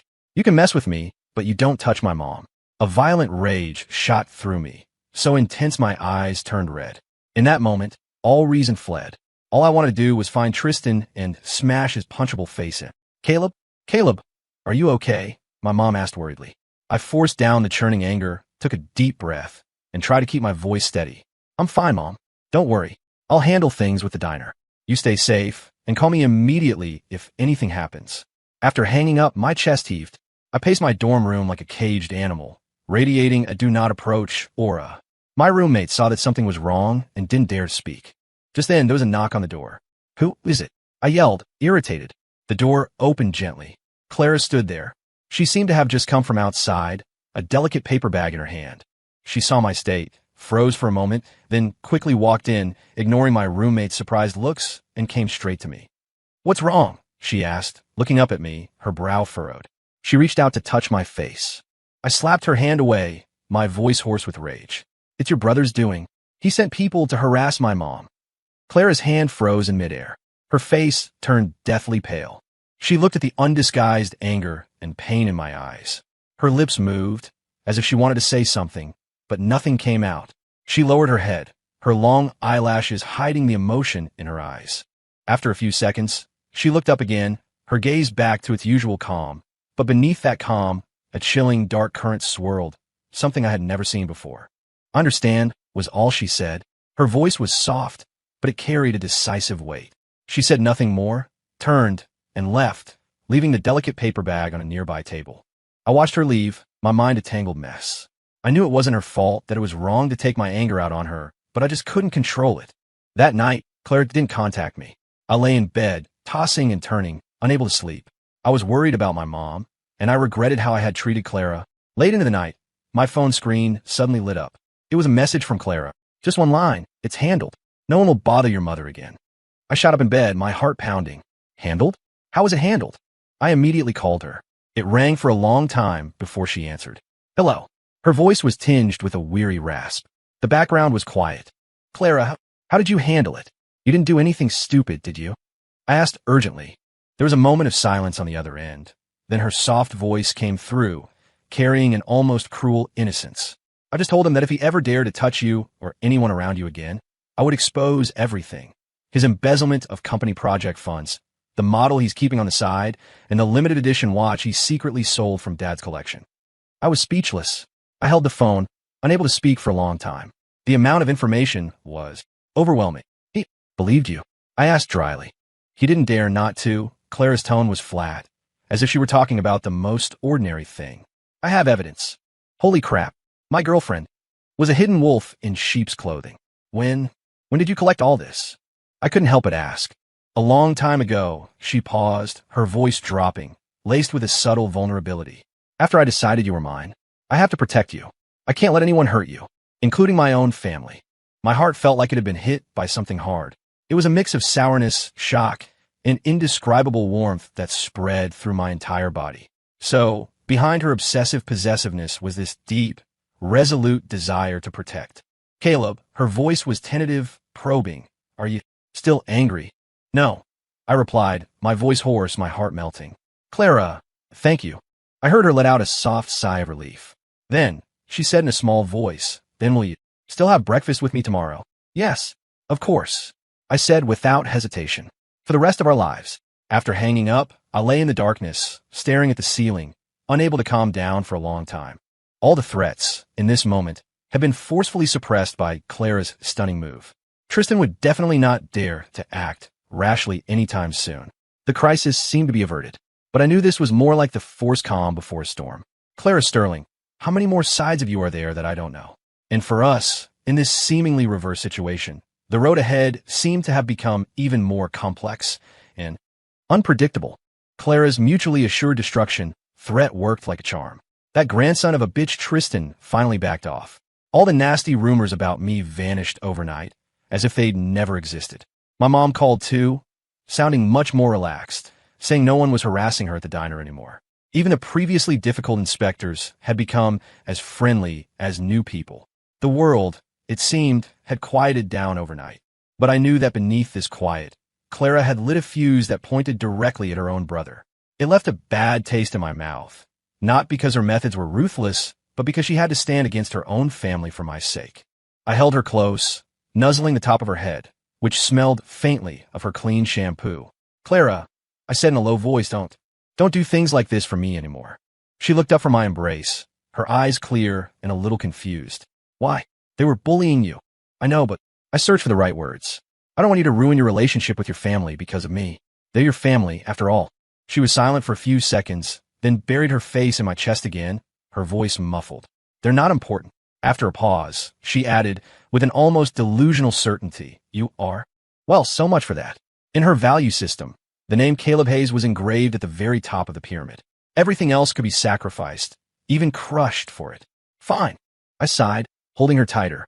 If I couldn't persuade her, then I would just have to protect her even more carefully and try to keep her from getting involved in this crap again. Life seemed to return to its previous clingy state, only more so. Perhaps because we had faced an external enemy together, the invisible bond between us had deepened. The look in her eyes now held not just possessiveness, but also a complete, unconditional trust and reliance. And I had completely gotten used to having this little shadow that I couldn't shake, and I was happy with it. Time flew by, and soon it was finals week. The air was thick with anxiety and caffeine. Even a top student like Clara was visibly busy, often found in the library or study hall, frowning over thick, foreign language textbooks and notes. As for a slacker like me, I was cramming so hard, I felt like I was gnawing on the feet of the Buddha I was praying to. To make matters worse, some of my professors were as cryptic as sphinxes when it came to highlighting key topics, their study guides covering more ground than the Pacific Ocean. That night, I was in my dorm, tearing my hair out over my macroeconomics textbook. I recognized every word, but together they were gibberish.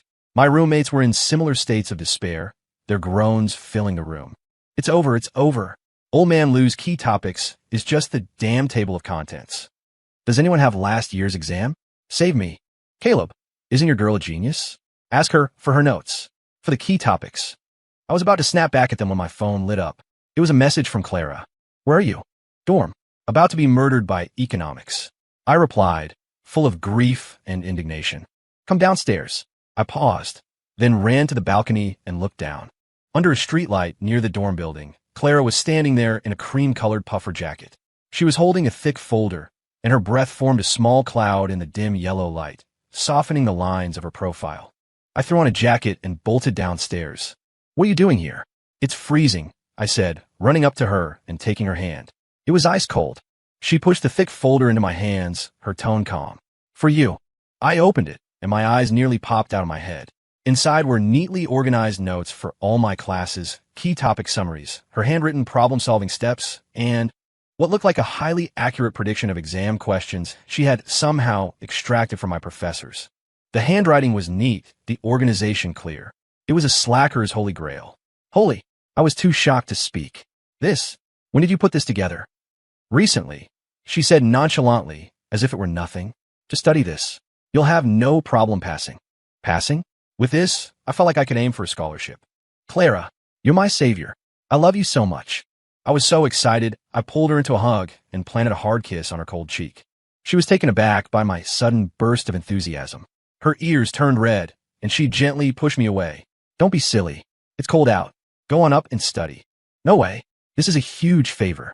A kiss on the cheek isn't enough, I said, holding her tight. I leaned in close to her ear, my voice low and mischievous. How about you don't go back to your dorm tonight? We could go to that little hotel next to campus. Get a room. You could tutor me personally. I was just being a smartass, teasing her, testing the waters. We had done a lot of kissing and hugging, but we had never crossed that final line. On one hand, despite her possessiveness, she was actually quite passive when it came to physical intimacy. On the other hand, I was a bit of a coward. I was afraid of pushing her too fast or triggering some strange switch. Sure enough, the moment the words left my mouth, I felt her body tense up in my arms. Clara looked up at me, her eyes flickering in the dim streetlight. Her face was expressionless, but her gaze was incredibly complex. There was shock, a subtle hint of panic, and a deep, unreadable dark current. She just looked at me, silent, for a full 10 seconds. She stared so long my own skin began to crawl, and I started to think I had taken the joke too far. Just as I was about to laugh it off and take it back, she suddenly spoke. Her voice was very soft, but it was like a small stone dropped into the lake of my heart. "Caleb, do you want me?" I froze. That direct question, combined with her cool, almost ascetic face, had the impact of a nuclear bomb. My throat went dry, my heart hammered against my ribs, and blood rushed to a certain part of my body. I opened my mouth, feeling like my throat was on fire. Of course but, okay, she cut off my stammering. Her eyes became unervingly determined, filled with a desperate, all-or-nothing resolve. "I'm yours." With that, she took my hand and turned, walking toward the off-campus street. Her palm was no longer cold. It was scorching hot, her grip so tight I couldn't break free. I was stunned, stumbling along behind her, my mind a complete mess. Wait, isn't this moving a little too fast? I was just teasing her. How did we end up heading for the finish line? This wasn't like her at all. Shouldn't she have shot me a cold glare, or blushed and called me a pervert? Clara, wait. I dug my heels in, pulling her to a stop. I grabbed her shoulders, forcing her to look at me. Are you serious? I didn't mean it like that. I was just kidding. She looked up at me. Under the dim streetlight, her eyes were shockingly bright. There was no lust in them, only an almost reckless sincerity. "I'm serious," she said, enunciating every word. Her voice had a barely perceptible tremor, but her tone was firm. "Caleb, I'm giving myself to you. That way, you'll be mine forever. You'll never be able to run away." My heart sank. So that was it. She wasn't aroused, wasn't lustful. She was insecure. She was using this extreme method to solidify what she believed was the strongest bond between us. She was afraid I would leave because of external pressure, because of her family's opposition, so she wanted to use her body to tie me down for good. The realization was like a bucket of cold water, instantly extinguishing the desire that had just been kindled, leaving only a deep, aching pity. This idiot. I looked at her pale face, her forced composure, the fear hidden deep in her eyes. My heart ached for her. I sighed and pulled her into a tight embrace, as if trying to merge her into my very bones. "You fool," I whispered in her ear, my voice hoarse but crystal clear. "I don't want to like this." Her body stiffened. She looked up at me sharply, her eyes filled with disbelief and the pain of rejection. "Why? You don't want me?" "You don't. I'm going crazy wanting you," I admitted honestly, gently stroking her cheek, wiping away the moisture that had gathered there from the cold or something else. "But not like this. Not out of fear. Not as a way to tie someone down." I looked into her eyes, my expression utterly serious. "Clara, I want you because I love you. Because it's the natural next step. Because I want to share the most intimate, beautiful thing in the world with you. Not as a bargaining chip. Not as a shackle. You don't need to prove anything this way. You don't need it to hold on to me." I held her face in my hands, our foreheads touching, our breaths mingling. I was never going to run away. Not since you looked at me with those pathetic, pleading eyes when you were sick. Not since you held my hands so tightly at the game store. Not since you stood up to your family for me. I was already caught in your net, with no chance of escape. "So, don't be scared," I said, gently kissing the tip of her cold nose. "Let's take it slow, okay? When you're really ready. When we both know it's just because of love, with no other strings attached." Clara stared at me, the insecurity and desperation in her eyes slowly melting away like ice, replaced by a more overwhelming emotion. Water gathered in her eyes, and then, without warning, large tears began to roll down her cheeks. She didn't make a sound, just cried silently, clutching the front of my shirt, her face buried in my chest, her shoulders trembling slightly. I held her, letting her tears soak my shirt, my heart melting. Damn it. I hadn't found a girlfriend. I had adopted an incredibly insecure, stubborn, precious treasure. After what felt like a long time, her crying finally subsided. She looked up from my embrace, her eyes and nose red, like a sad little bunny, a world away from the usual Ice Queen. "Caleb," she said, her voice thick and nasal, "I'm cold." I couldn't help but smile. I wiped the tears from her face, then pushed the thick binder of life-saving notes back in her hands and crouched down. "Get on. I'll carry you back." She hesitated for a moment, looking at my back, then obediently climbed on. I easily lifted her, her arms wrapped naturally around my neck, her cheek resting against the side of my neck, her warm breath ghosting over my skin.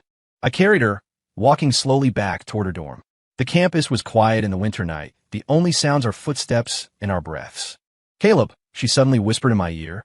I won't run," she said, her voice very soft, but it carried the weight of a solemn promise. "You're not allowed to run either." I smiled, hoisting her up a little higher. "Yeah, pinky swear.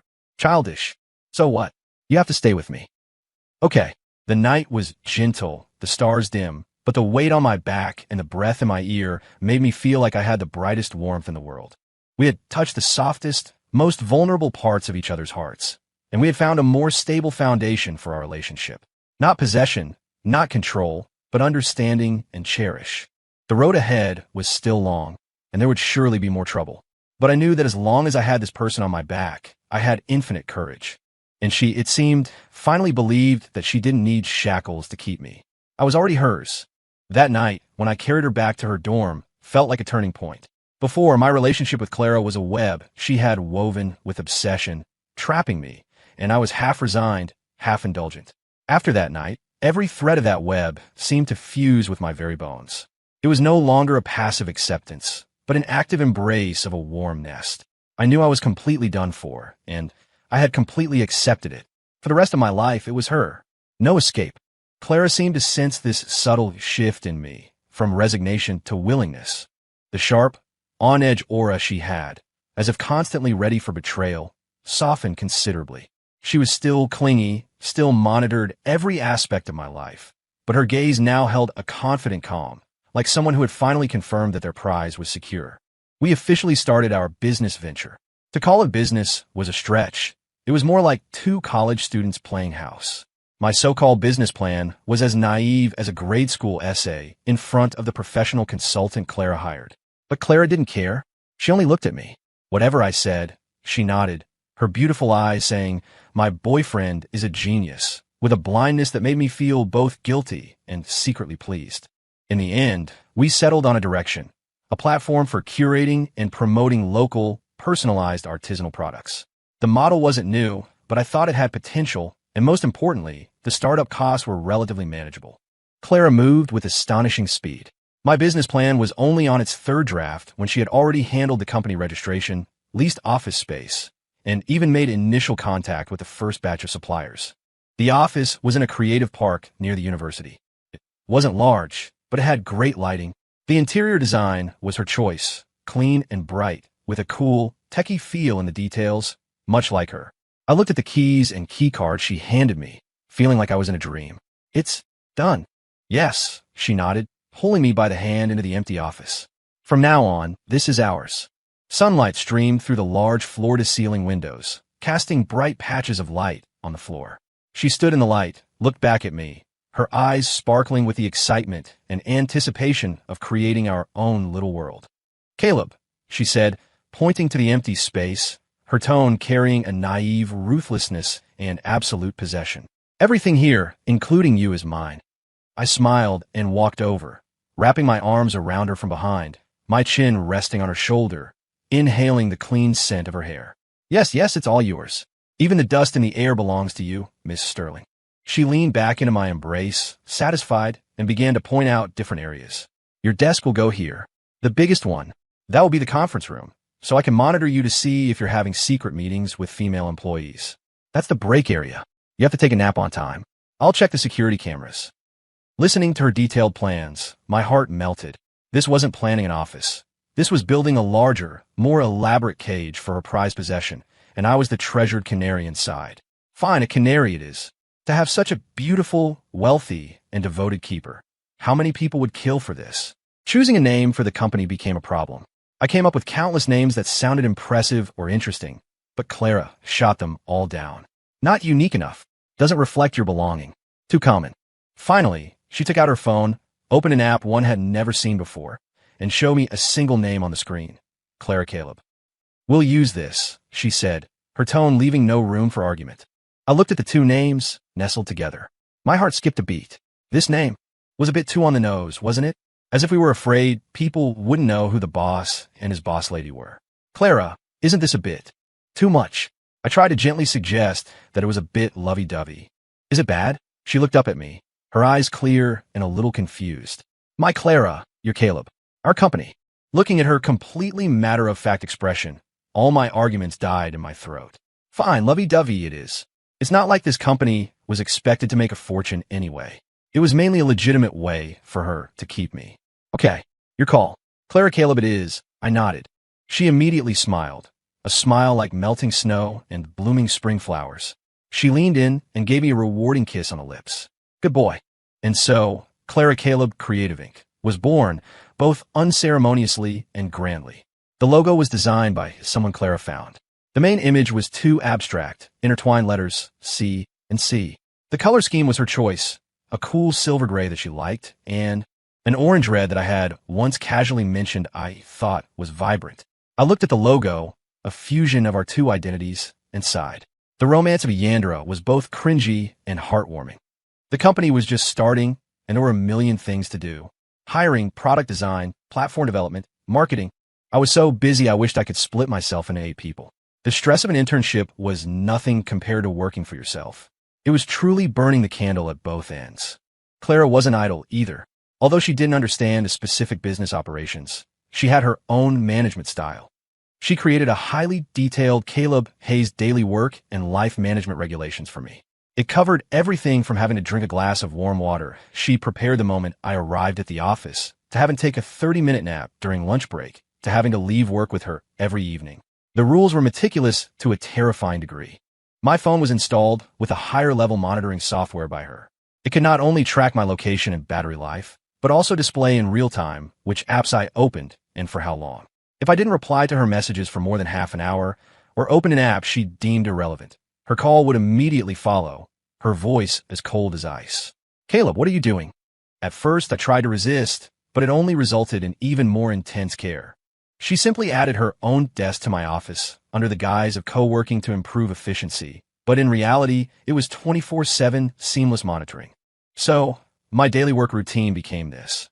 I would be at my computer, racking my brains over code, or in a meeting with employees, while she, dressed in an expensive designer dress, sat across from me, quietly reading her financial reports or foreign language novels. Occasionally, she would look up, her gaze sweeping over me like a precision radar, confirming that everything was in order. The employees went from initial shock and gossip to numb acceptance, and even learned to read the boss's wife's mood. "Boss, about this proposal." An employee, Leo, would come over with a file. Before I could even speak, Clara, without even looking up, would say in her cool voice, "The data source on page 3 is questionable. Re-verify it." Leo would freeze, then immediately bow. "Yes, ma'am." I was speechless. I was just a figurehead. Although I was monitored so tightly, I had to admit that Clara's presence was, in a way, a powerful support system. She used her connections and resources to solve many problems I couldn't. For example, a difficult supplier became incredibly cooperative after a single phone call from her. When the platform first launched and lacked traffic, she somehow secured a sizable investment and several major promotional channels. She was like a silent but deadly supercomputer, clearing the path for me whenever I encountered an obstacle, then retreating into the shadows, quietly reading her book as if nothing had happened. Only late at night, when we were cuddling in bed in our apartment, would she wrap her arms around my neck and whisper in my ear, "See, Caleb, you can't do it without me." Her tone would be a little smug, with a hint of an underlying need for reassurance. At those times, I would always hold her tighter, kiss her forehead, and say seriously, "Yeah, I can't do anything without you. So, you have to watch over me, manage me for the rest of our lives. You can't let go." She would purr like a stroked cat, snuggling deeper into my embrace, and then fall asleep peacefully. Starting a business was hard. There were endless trivial matters and immense pressure. But every day when I opened my eyes and saw this girl beside me, who treated me as her entire world, who loved me in her own clumsy and forceful way, I felt that all these difficulties were nothing. New troubles? As the company slowly got on its feet, they would surely come. But I knew that as long as I had this person in my arms, I had infinite courage and strength. After all, I had been Clara Caleb. I had to live up to the name, right? Our little startup, Clara Caleb, with me as the amateur captain and Clara as the golden-keyed, radar-equipped first mate, had somehow managed to leave the harbor and was now splashing around in the vast ocean of the market. 3 months after launch, our user base was growing slowly but steadily. While we were a million miles from success, at least we hadn't sunk. We were catching a few small fish, just enough to stay afloat. For a rookie like me, that was a miracle. Clara remained my most capable assistant and supervisor. She presided over the office, not concerned with profits and losses like other bosses' wives, but only with me. Did I eat on time? Was I slacking off? Did some clueless employee look at me for too long? The company hired a new intern, Zoe Simmons, a marketing major.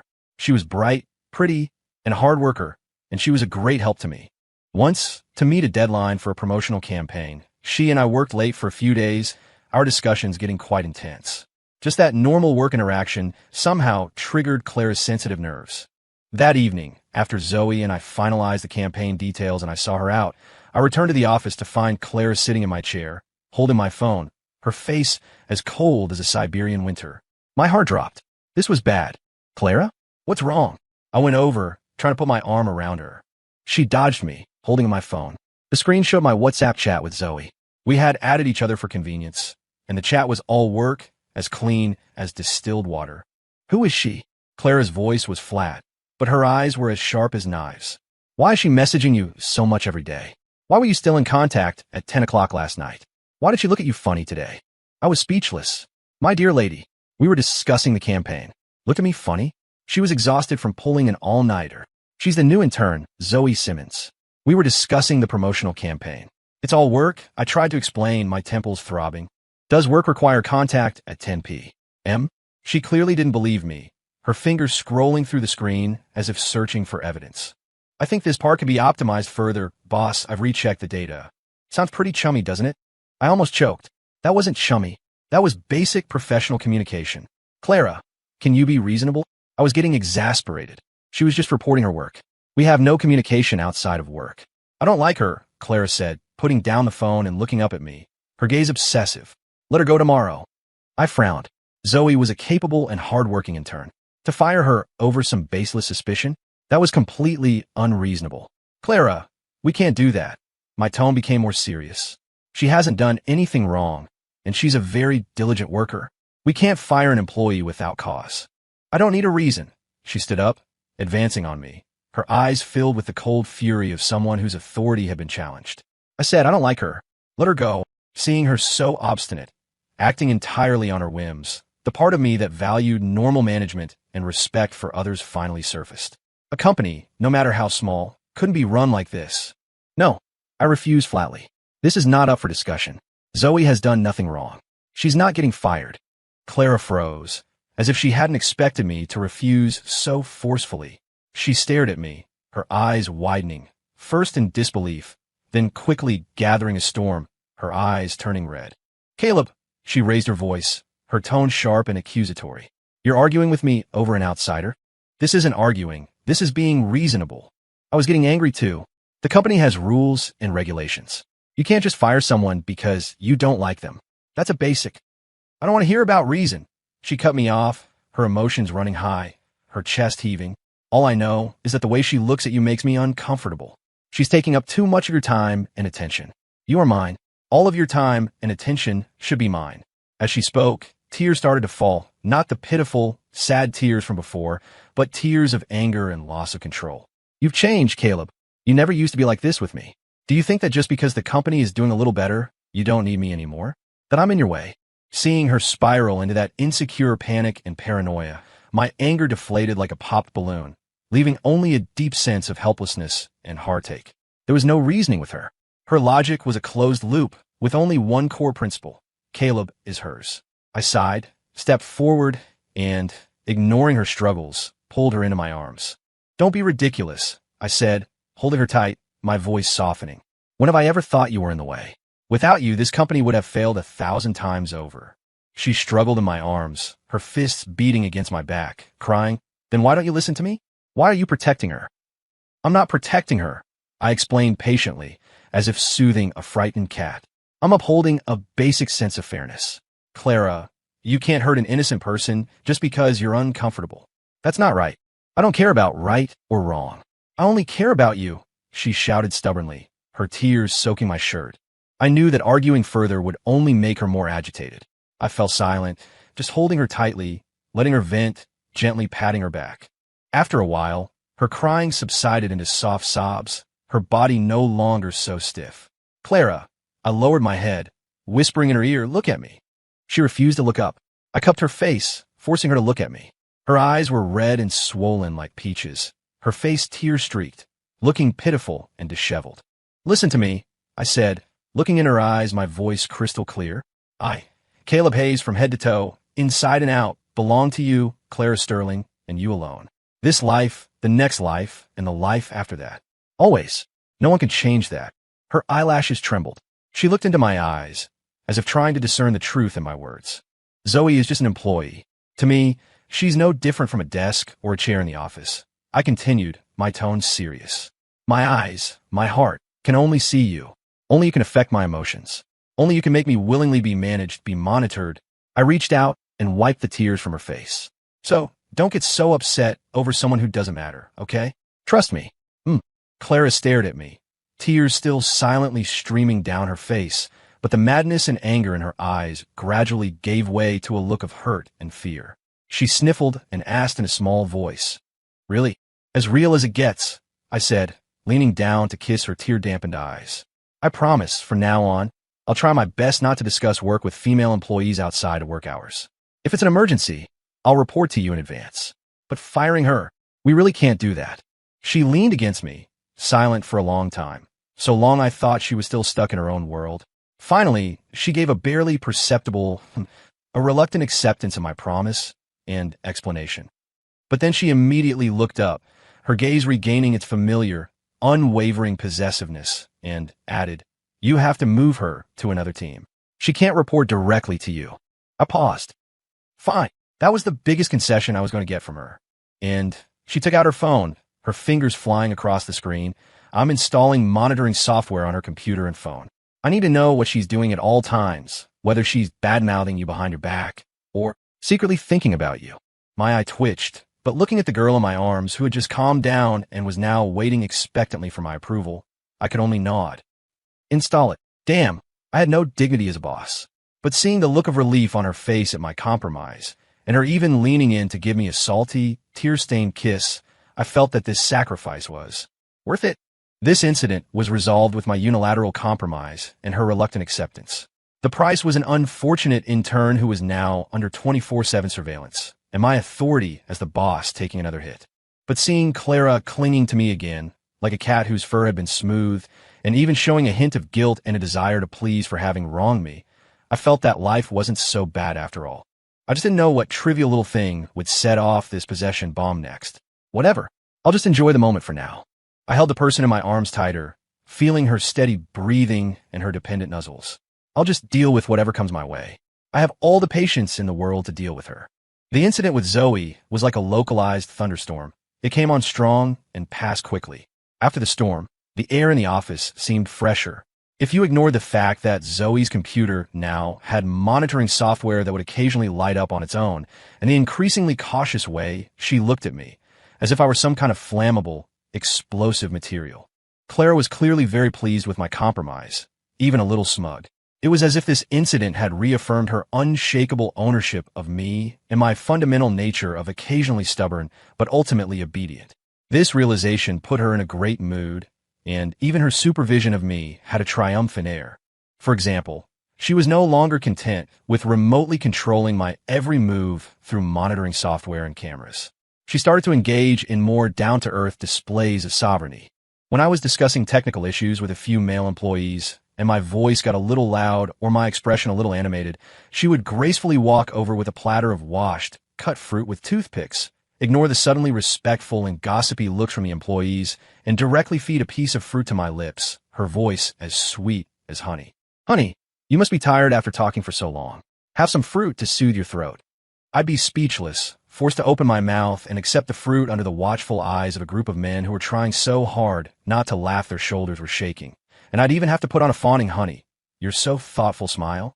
If I worked past 9 p.m., she would bring her pillow and blanket to the office, make a bed on the sofa, lie down, and stare at me with her big, clear eyes. "You work. I'll wait for you." How could I possibly work? With a stunning beauty lying there, staring at me with that, "I'm not sleeping until you do" look, what normal man could resist? I could only quickly save my files, shut down my computer, and obediently go home with her. The most extreme thing she did was order a batch of company t-shirts. The front had the intertwined Clara Kellogg logo, and the back had a single, bold line. "Taken. Boss's wife is fiercely protective. Do not disturb." And she made it mandatory for everyone in the company, including the cleaning lady, to wear it during work hours. I looked at myself in the mirror, wearing that silly t-shirt with that cringy slogan on the back, and felt that my professional career had reached an all-time low. The employees, however, took it in stride. A few of the bolder ones even told me in private, "Boss, this shirt is great. It stops the people from our partner companies from trying to poach us." They see the shirt and back right off. I was speechless. I guess it was one way to build corporate culture. Just as I was getting used to this sweet but suffocating life of being kept at the company, an unexpected surprise came, like a stone thrown into a calm lake, creating ripples. One day, Clara and I were leaving work on time for once, planning to try a new private kitchen she had recently discovered. As we reached the ground floor of the office building, we saw a familiar figure waiting there. It was Julian Croft, the childhood friend I had punched at a wedding, who had later tried to get close to Clara. He was leaning against a brand new sports car, wearing a well-tailored suit and holding a large bouquet of vibrant red roses. Seeing us, he immediately stood up straight, a charming smile on his face, and walked over.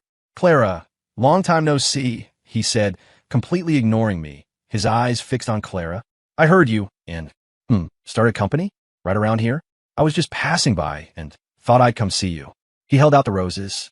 I immediately frowned and instinctively stepped in front of Clara.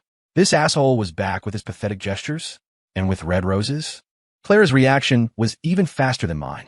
She didn't even look at the flowers or at Julian. She simply took my arm, leaned against me, and shot Julian a look of undisguised disgust. "Get lost," she said. One word, sharp and clean, like an icicle. The smile on Julian's face froze, the hand holding the flowers suspended awkwardly in midair. He seemed not to have expected Clara to be so blunt, his face turning various shades of red and white. "Clara, I told you to get lost. Don't you understand?" Clara cut him off, her voice even colder, with a condescending pressure. "And it's Miss Sterling, or Mrs. Hayes. We're not that close. Mrs. Hayes." I internally fist-pumped at the sound of that, my posture straightening. Julian was speechless, glaring at me with venomous eyes, then at Clara, who was completely ignoring him and clinging to me.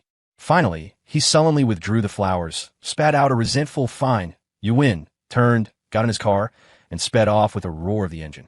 The company receptionist, who had witnessed the entire exchange, stared with wide eyes. Tomorrow's office gossip was set. I put my arm around Clara's shoulder, looking at her still icy profile. I couldn't help but lean down and kiss her cheek, chuckling. "Mrs. Hayes, you're amazing." The coldness on Clara's face instantly melted. She turned to me, her eyes sparkling with a hint of smugness and the pleasure of being praised, but she just huffed. "My property. Is he worthy of even touching it?" Yes, I'm not worthy. Only you are," I said, playing along, my heart soaring. This little incident put me in a great mood, and even the food at the private kitchen tasted exceptionally good. Clara also seemed to enjoy the feeling of repelling an enemy, and ate more cheerfully than usual, even putting food on my plate a few times. However, I had celebrated too soon. 2 days later, I received a call from an unknown number. The person on the other end claimed to be a senior venture capitalist named Mr. Lee. He said he'd seen our Clara Kellogg project at an industry forum and was very interested in meeting with me. To have an investor actively seek us out in the early stages of a startup was like a pie falling from the sky. I was so excited I almost jumped for joy, but a shred of reason held me back. I reported it to Clara first. After hearing the news, Clara didn't look as happy or supportive as I had expected. Instead, she frowned, her eyes filled with suspicion. "Lee? Which Lee? Give me the phone number." I gave her the number. She took out her own phone and started searching for something, her fingers flying across the screen, her expression growing darker by the second. A few minutes later, she put down her phone and looked at me, her eyes cold. He's an investment manager at Julian Croft's uncle's company. My heart sank. Julian? This was his doing? What does he want? I frowned. What else could he want? Clara sneered. He couldn't get to me directly, so he's trying to get to you. He either wants to control you through investment, or mess with the company, or just find an opportunity to humiliate you and make you give up. Damn it, that son of a bitch was relentless. So, no meeting. I asked, a little deflated. Even knowing it was a trap, the thought of a potential opportunity slipping away was disappointing. We'll meet, Clara said, surprisingly, a sharp glint in her eye. Why not? I like to see what tricks he has up his sleeve. She looked at me, her tone firm and unyielding. I'll go with you. The meeting was set for a private room in a high-end cafe. When Clara and I arrived, Mr. Lee was already there, and next to him sat someone I hadn't expected, Julian Croft. It really was him. Seeing us, especially our tightly clasped hands, Julian's eyes darkened for a moment, but he quickly put on his fake, gentlemanly smile and stood up. Clara, Miss Sterling, Mr. Hayes, you're here. Let me introduce you. This is Mr. Lee. Mr. Lee was a man in his 40s, looking sharp and capable, but with a calculating look in his eyes. He shook our hands warmly, made some small talk, and then got straight to the point, waxing lyrical about how much he believed in our project and the resource support they could provide. I listened patiently, sneering inwardly. It was all a bunch of hot air, just a way to throw money at us, slowly infiltrate, and eventually control or destroy the company. Clara barely spoke, just sat quietly by my side, sipping her coffee, her expression calm, as if watching a play that had nothing to do with her. It wasn't until Mr. Lee said, if our collaboration goes well, we can even introduce Mr. Hayes to some higher-level resources. After all, a man needs to have his own career and circle. That Clara finally put down her coffee cup. She looked up, her gaze like two cold lasers aimed directly at Mr. Lee. Her voice was not loud, but it carried an invisible pressure that instantly cut him off. Mr. Lee, I think you've misunderstood something. Mr. Lee and Julian both froze, looking at her. Clara tilted her head slightly, leaning against me, her arm naturally wrapping around mine, a gesture that was both intimate and possessive. She looked at Mr. Lee, a faint, cold smile on her lips. Caleb's career is Clara Caleb. The future of Clara Caleb will be decided by him and me together. We don't need outsiders to tell us what to do, and we certainly don't need. Her gaze pointedly swept over Julian. Some people with ulterior motives to make so-called introductions. She paused, then enunciated every word clearly. His circle, with me in it, is enough. The room fell silent. Mr. Lee's face turned ugly. He opened his mouth, about to say something, but Clara didn't give him the chance. She stood up, pulling me with her, and looked down at the two of them, her tone returning to its usual cool detachment. It seems there's no need to continue this conversation. Goodbye. And with that, she pulled me away, turning and walking out without a second thought. Julian shot up from his seat, his face livid, as if he wanted to stop us. Clara didn't even look back, just threw a cold parting shot over her shoulder. Julian Croft, put away your pathetic little schemes. If there's a next time, I won't mind letting your uncle's company get a taste of a stock market crash. Julian froze, his face instantly turning pale. I was pulled along by Clara, and it wasn't until we were outside, the cool evening wind on my face, that I realized how fast my heart was beating. Looking at her tense profile and tightly pursed lips, I knew she was truly angry. Not because of Julian's harassment, but because he had tried to pull me into another circle that she couldn't completely control, touching her deepest nerve. I squeezed her hand tightly. The regret I felt for the missed investment opportunity long gone, replaced by a more overwhelming emotion.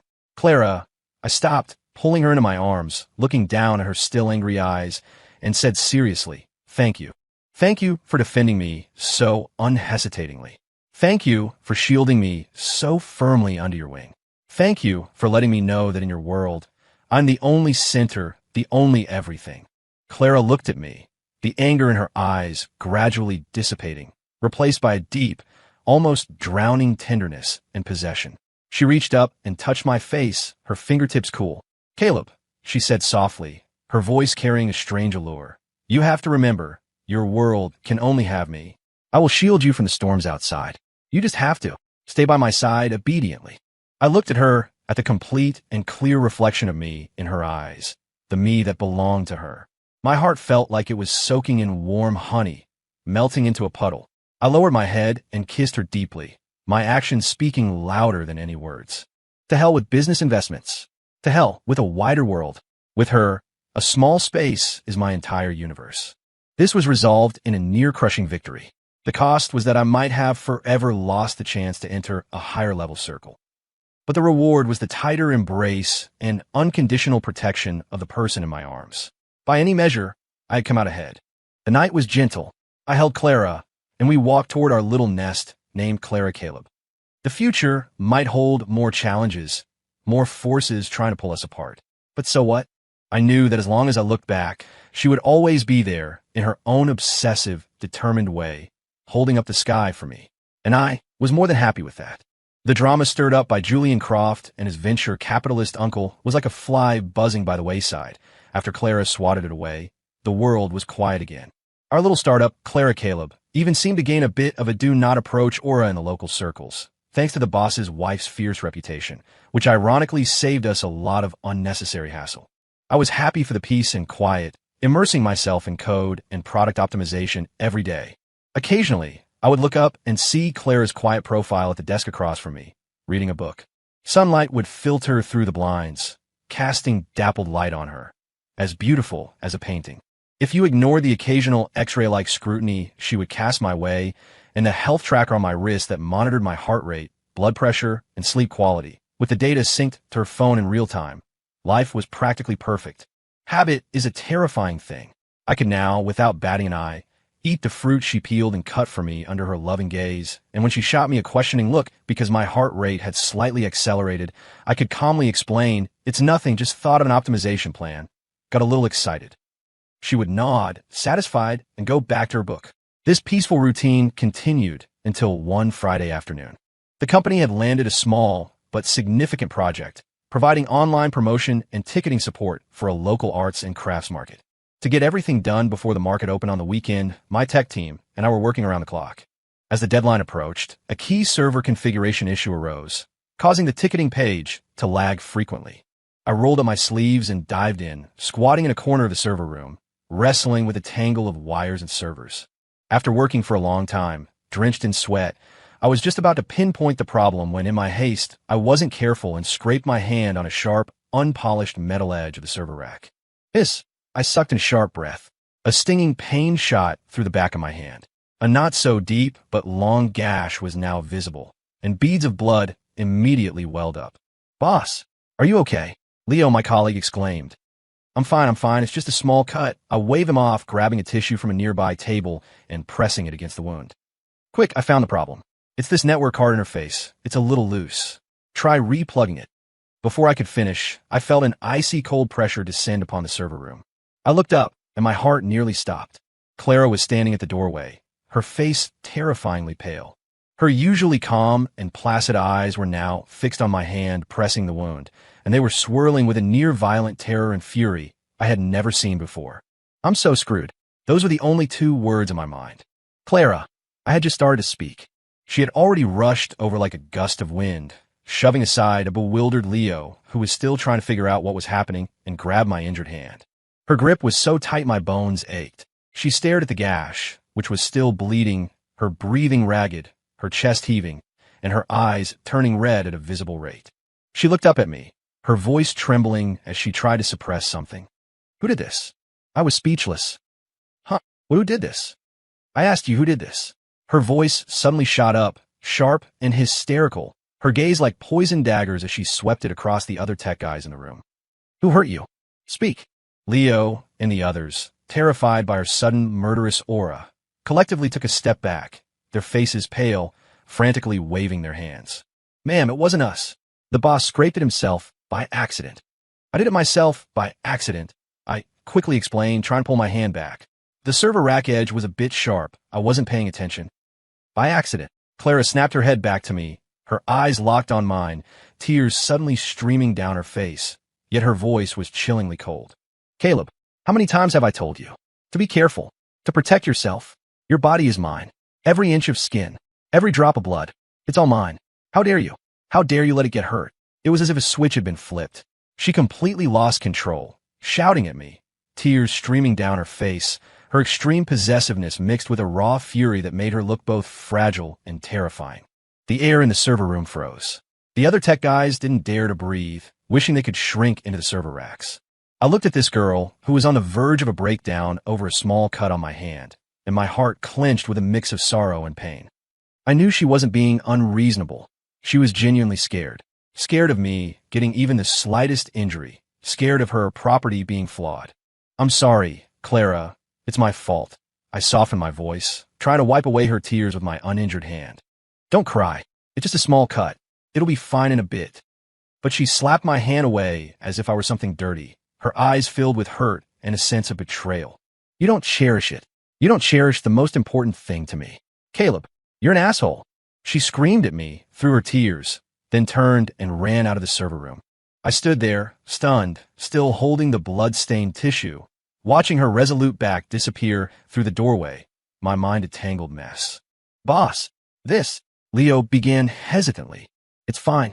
You guys carry on. Do what I said. The problem should be solved," I said, running a frustrated hand through my hair. I didn't care about the cut on my hand anymore. I just ran after her. I found her in the break room downstairs. She was sitting on a sofa by the window, her back to me, her shoulders trembling slightly, still crying silently. The afternoon sun shone on her, but it couldn't dispel the thick cloud of sadness and anger around her. I walked over and sat down beside her, sighing softly. "Clara," I said, tentatively reaching out to touch her shoulder. "Don't be angry, okay? I promise. I'll be extra careful from now on. I won't let a single hair fall out of place." "Okay." She didn't answer, even shifting away to avoid my touch. Looks like she was really mad this time. I knew that just coaxing her wouldn't work. I had to use something stronger. I was silent for a while, looking at the traffic outside the window. Then I spoke in a low voice, my tone a mix of self-deprecation and sincerity.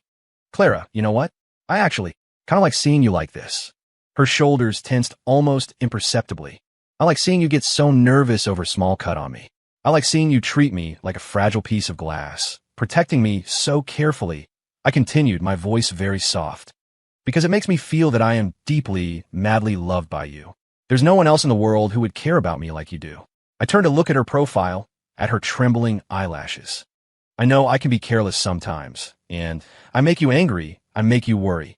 But please believe me, I care more than anyone, including myself, about this heart, this body that you have entrusted to me. Because it's not just mine, it's yours.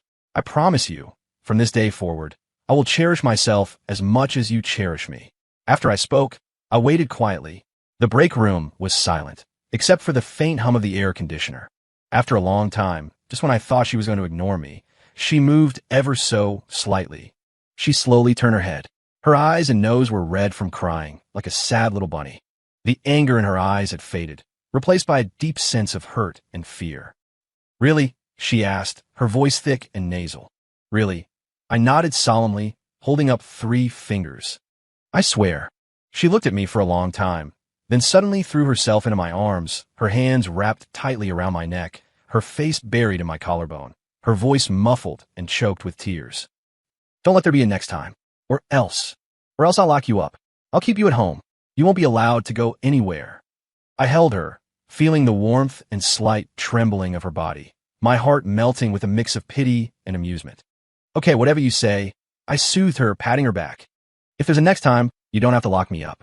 I'll tie myself up and deliver myself to you, for you to do with as you please. How about that?" She let out a small humph against my chest, a reluctant acceptance of this unequal treaty. A small storm, caused by me, had once again ended with my complete surrender and her tearful offensive. The cost was a cut on the back of my hand that needed a bandage, and a future of having to be even more careful, treating myself like a national treasure. But the reward was the stabilized heartbeat of the girl in my arms, and the slight smile that played on her lips after my confession. I looked at the setting sun outside the window and held her tighter. This sweet, heavy burden. It was truly something I was happy to bear. The small cut on the back of my hand, under Clara's meticulous care, which rivaled that of a national laboratory, with dressing changes 3 times a day personally administered by her, finally healed without so much as a red mark. This put Clara in a great mood.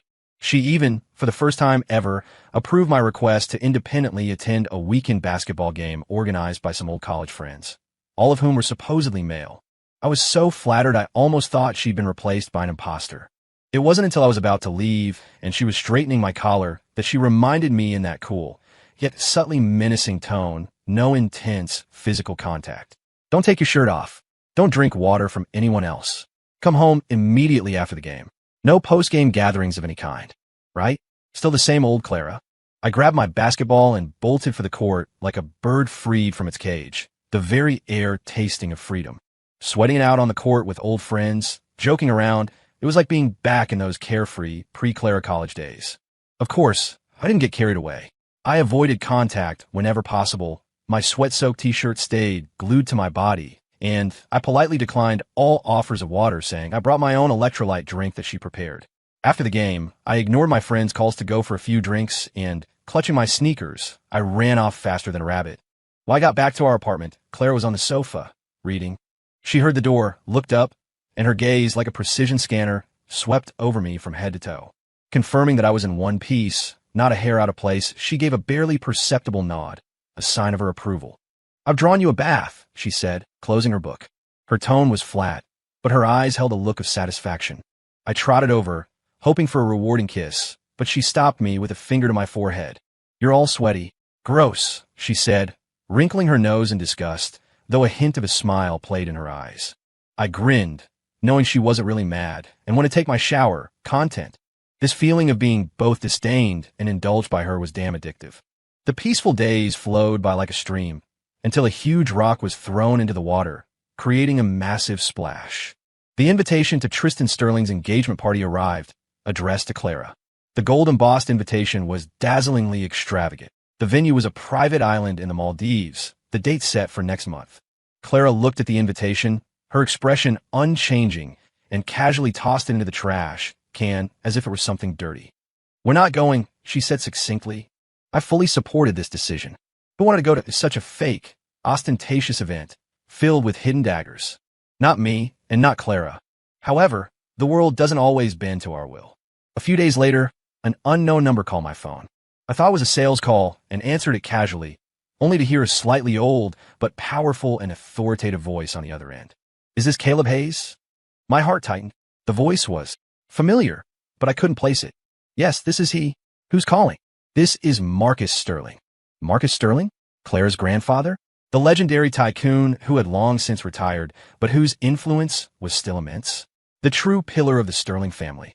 My hand holding the phone instantly broke out in a sweat. This old man was on a whole other level than Chairman Sterling. Why was he calling me personally? Mr. Sterling. Hello, I try to keep my voice steady. Tristan is getting engaged next month. You and Clara will be there, Marcus Sterling said, getting straight to the point. It wasn't a suggestion. It was an order. His tone was flat, but it carried the weight of someone long accustomed to power, making it impossible to refuse. My scalp tingled. I braced myself and explained. Mr. Sterling, about that. Clara and I have been very busy with the company recently. We might not be able to make it. Busy? Marcus Sterling chuckled, a sound devoid of warmth that sent a chill down my spine. No matter how busy you are, you don't miss a family member's engagement party. Or is it that in your eyes, the Sterling family and this old grandfather no longer matter? That was a heavy accusation. The cold sweat was now trickling down my back. Mr. Sterling, you misunderstand. That's not what we mean at all. Good. Marcus Sterling cut me off. The flights and accommodations will be arranged for you. I expect to see you both there. And with that, he hung up, leaving no room for argument.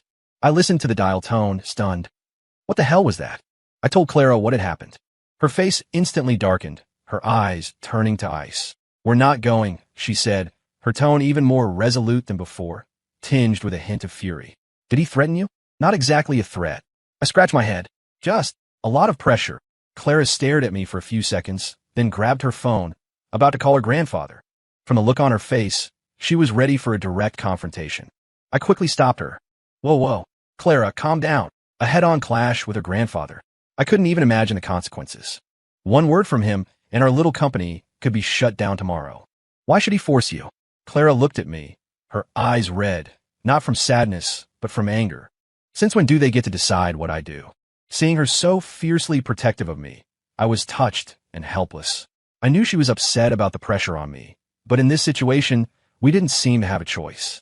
Clara, I said, taking her hand and sighing, your grandfather himself has spoken. If we refuse to go, there will probably be more trouble later. How about? I looked at her defiant eyes and said tentatively, We just make an appearance? Show up, then leave? Besides, the Maldives is beautiful. We can treat it as a company-paid vacation, just the two of us. Clara pursed her lips, silent, the coldness and resistance in her eyes still strong. I knew she was weighing her options. She wasn't afraid of the Sterling family, but she was afraid they would target me. After a long stalemate, she finally gave a reluctant, almost imperceptible nod, her voice muffled. Just an appearance. You're not to say a word more than necessary to them, and you're not to leave my sight. Mission accepted, I immediately declared, relieved. Getting her to compromise this much was a victory. And so, our trip to the Maldives was set. Clara had agreed, but she was clearly not happy about it. She glowered at the crumpled invitation, which she had retrieved from the trash. For days, her bad mood palpable. Even the employees at our company were treading on eggshells, afraid of setting off the boss's wife. I knew she was bottling up her anger, and I felt for her, but there was nothing I could do but try to coax her out of it.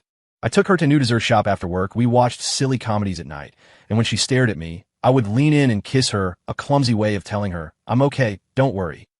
Every time I kissed her, she would initially resist for a moment, then soften, returning my kiss, her hand on my neck tightening, as if to confirm my presence. The night before we left for the Maldives, I was in the living room, packing. Clara came out of the shower, wearing a silk nightgown, her hair damp and cascading over her shoulders. She sat down next to me and watched me quietly. Caleb, she suddenly said my name. I looked up. She looked at me, her eyes in the lamplight like water-soaked obsidian, clear and deep, with a strange seriousness and stubbornness. Remember, she said, her voice soft, but her words were like a brand on my heart. No matter what happens, no matter what they say or do, you are not to let go of my hand. She reached out, her cool fingers touching my cheek, her gaze so focused it was almost obsessive. You are mine, forever. No one can take you away from me, unless I'm dead. My heart lurched, as if it had been hit by something hard. Looking at the mix of love and insane possessiveness in her eyes, I dropped what I was doing and pulled her into a tight embrace. You fool, I whispered in her ear, my voice hoarse but firm. Don't talk nonsense. I'm not going anywhere. I'm staying by your side. This life, the next life, I'm stuck with you. The Sterling family, God himself, no one is taking me away from you. She trembled slightly in my arms, then hugged me back with all her might, burying her face in my chest and letting out a muffled hum. In that moment, I knew that what was coming was not just an engagement party, but a silent war between her and the entire Sterling family, a war over me. And I was her most steadfast, her only ally. The path ahead was unknown, a storm was brewing. But holding this girl's hand, feeling her unconditional reliance and possession, I suddenly felt that there was nothing to be afraid of. At worst, we would just deal with whatever came our way. After all, I was tied to her for life. Anyone who wanted to tear us apart would have to get through her first. The seaplane, like a giant silver dragonfly, landed with a roar on the sapphire-clear water, finally docking at the private island leased by the Sterling family. The sun was scorching, and the sea breeze was hot and humid. The white sand was as fine as flour, the coconut trees swayed, and the turquoise sea and blue sky were as beautiful as a vibrant oil painting. However, for Clara and me, stepping into this luxurious paradise, our mood was completely at odds with the beautiful scenery. Clara wore a chic, white linen suit, a wide-brimmed straw hat obscuring most of her face, revealing only her tightly pursed, pale lips and a tense jawline. She held my arm tightly the entire time, her nails almost digging into my skin, like a warrior stepping into a dragon's den, wary of everything around her. The butler who greeted us was polite, but the scrutiny and distance in his eyes were clear. He led us through a lush tropical garden to the main villa in the center of the island, which was designed like a modern palace. Along the way, we could already see many guests. The men were impeccably dressed, chatting and laughing. The women were adorned with jewels, their laughter like tinkling bells. When they saw us, especially Clara, their gazes shifted, filled with undisguised curiosity, scrutiny, and even a hint of schadenfreude. Apparently, the news of the Sterling family's eldest daughter attending her brother's engagement party with her unpresentable boyfriend was no secret. I could feel Clara's grip on my arm tighten, the cold aura radiating from her almost lowering the surrounding temperature. TSK, it actually came, an unwelcome voice sounded. I didn't need to look to know it was Tristan. He had his arm around his exquisitely made-up fiancée, a wine glass in his hand, a fake smile on his face, and his eyes filled with a malice that was almost palpable. Sis, Caleb, Bulkuma. What do you think? Not a bad place, huh? A little more spacious than your little startup, wouldn't you say? Clara didn't even bother to look at him, treating him like thin air. I forced a smile that didn't reach my eyes. It's all right. The sand is nice and fine. Tristan was choked by my lukewarm response. His face darkened. He was about to say something else, but his fiancée gently pulled on his arm, and he let out a cold snort and walked away. The engagement dinner was held by the infinity pool overlooking the ocean. The long tables were covered with white tablecloths, and the silverware gleamed coldly in the candlelight. The guests mingled, a swirl of perfumes and expensive fabrics, the air thick with luxury, hypocrisy, and undercurrents of tension. Clara and I were seated at a table next to the main table, not in the center, but conspicuous enough. Chairman Sterling and his wife sat at the head of the main table, with Tristan and his fiancée beside them. And at the very head sat a white-haired, solemn-faced, imposing old man, Marcus Sterling, Claire's grandfather. He would occasionally look up, his gaze as deep as an ancient well, sweeping over the crowd, his eyes lingering on Clara and me for a moment, his expression unreadable. Clara was expressionless throughout the dinner, only occasionally putting a piece of food on my plate, whispering in a voice only I could hear, "Don't eat the shrimp, it's cold, bad for your stomach, or have some soup, it's warm." She was like a dutiful zookeeper, meticulously feeding her charge even in the lion's den. I, on the other hand, was like a carefully protected porcelain doll, mechanically eating under her guidance, the food tasteless. Halfway through the dinner, the MC began to liven things up, and the guests started toasting the soon-to-be wed couple. Tristan, with his arm around his fiancée, stood by the pool, holding a microphone, confidently giving a speech filled with cliches about thanking his parents, the guests, and how lucky he was to have found true love. At the height of his speech, he pulled his fiancée into a passionate French kiss, to the cheers and applause of the crowd. Just as the atmosphere reached its peak, and everyone's attention was on the kissing couple, I suddenly felt Clara move beside me. She put down her chopsticks, picked up her napkin, and slowly wiped her lips. Then, in full view of everyone, she suddenly turned to me, cupped my face in her hands, and, with Tristan and his fiancée as a backdrop, she kissed me deeply, without a word of warning. It wasn't a peck, not a fleeting touch. It was a kiss that was a declaration of sovereignty, lingering, and dominant. Her tongue forcefully parted my lips, with an undeniable possessiveness, stealing my breath, tasting me. Time seemed to stand still. The cheers and applause from the crowd were silenced, as if someone had hit a mute button. All eyes, which had been on the couple by the pool, turned in stunned unison to our table. I could feel countless gazes on us like spotlights, filled with shock, contempt, amusement, and disbelief. But I was beyond caring. My world consisted only of her cool, commanding scent in my mouth and her cool fingers cupping my face.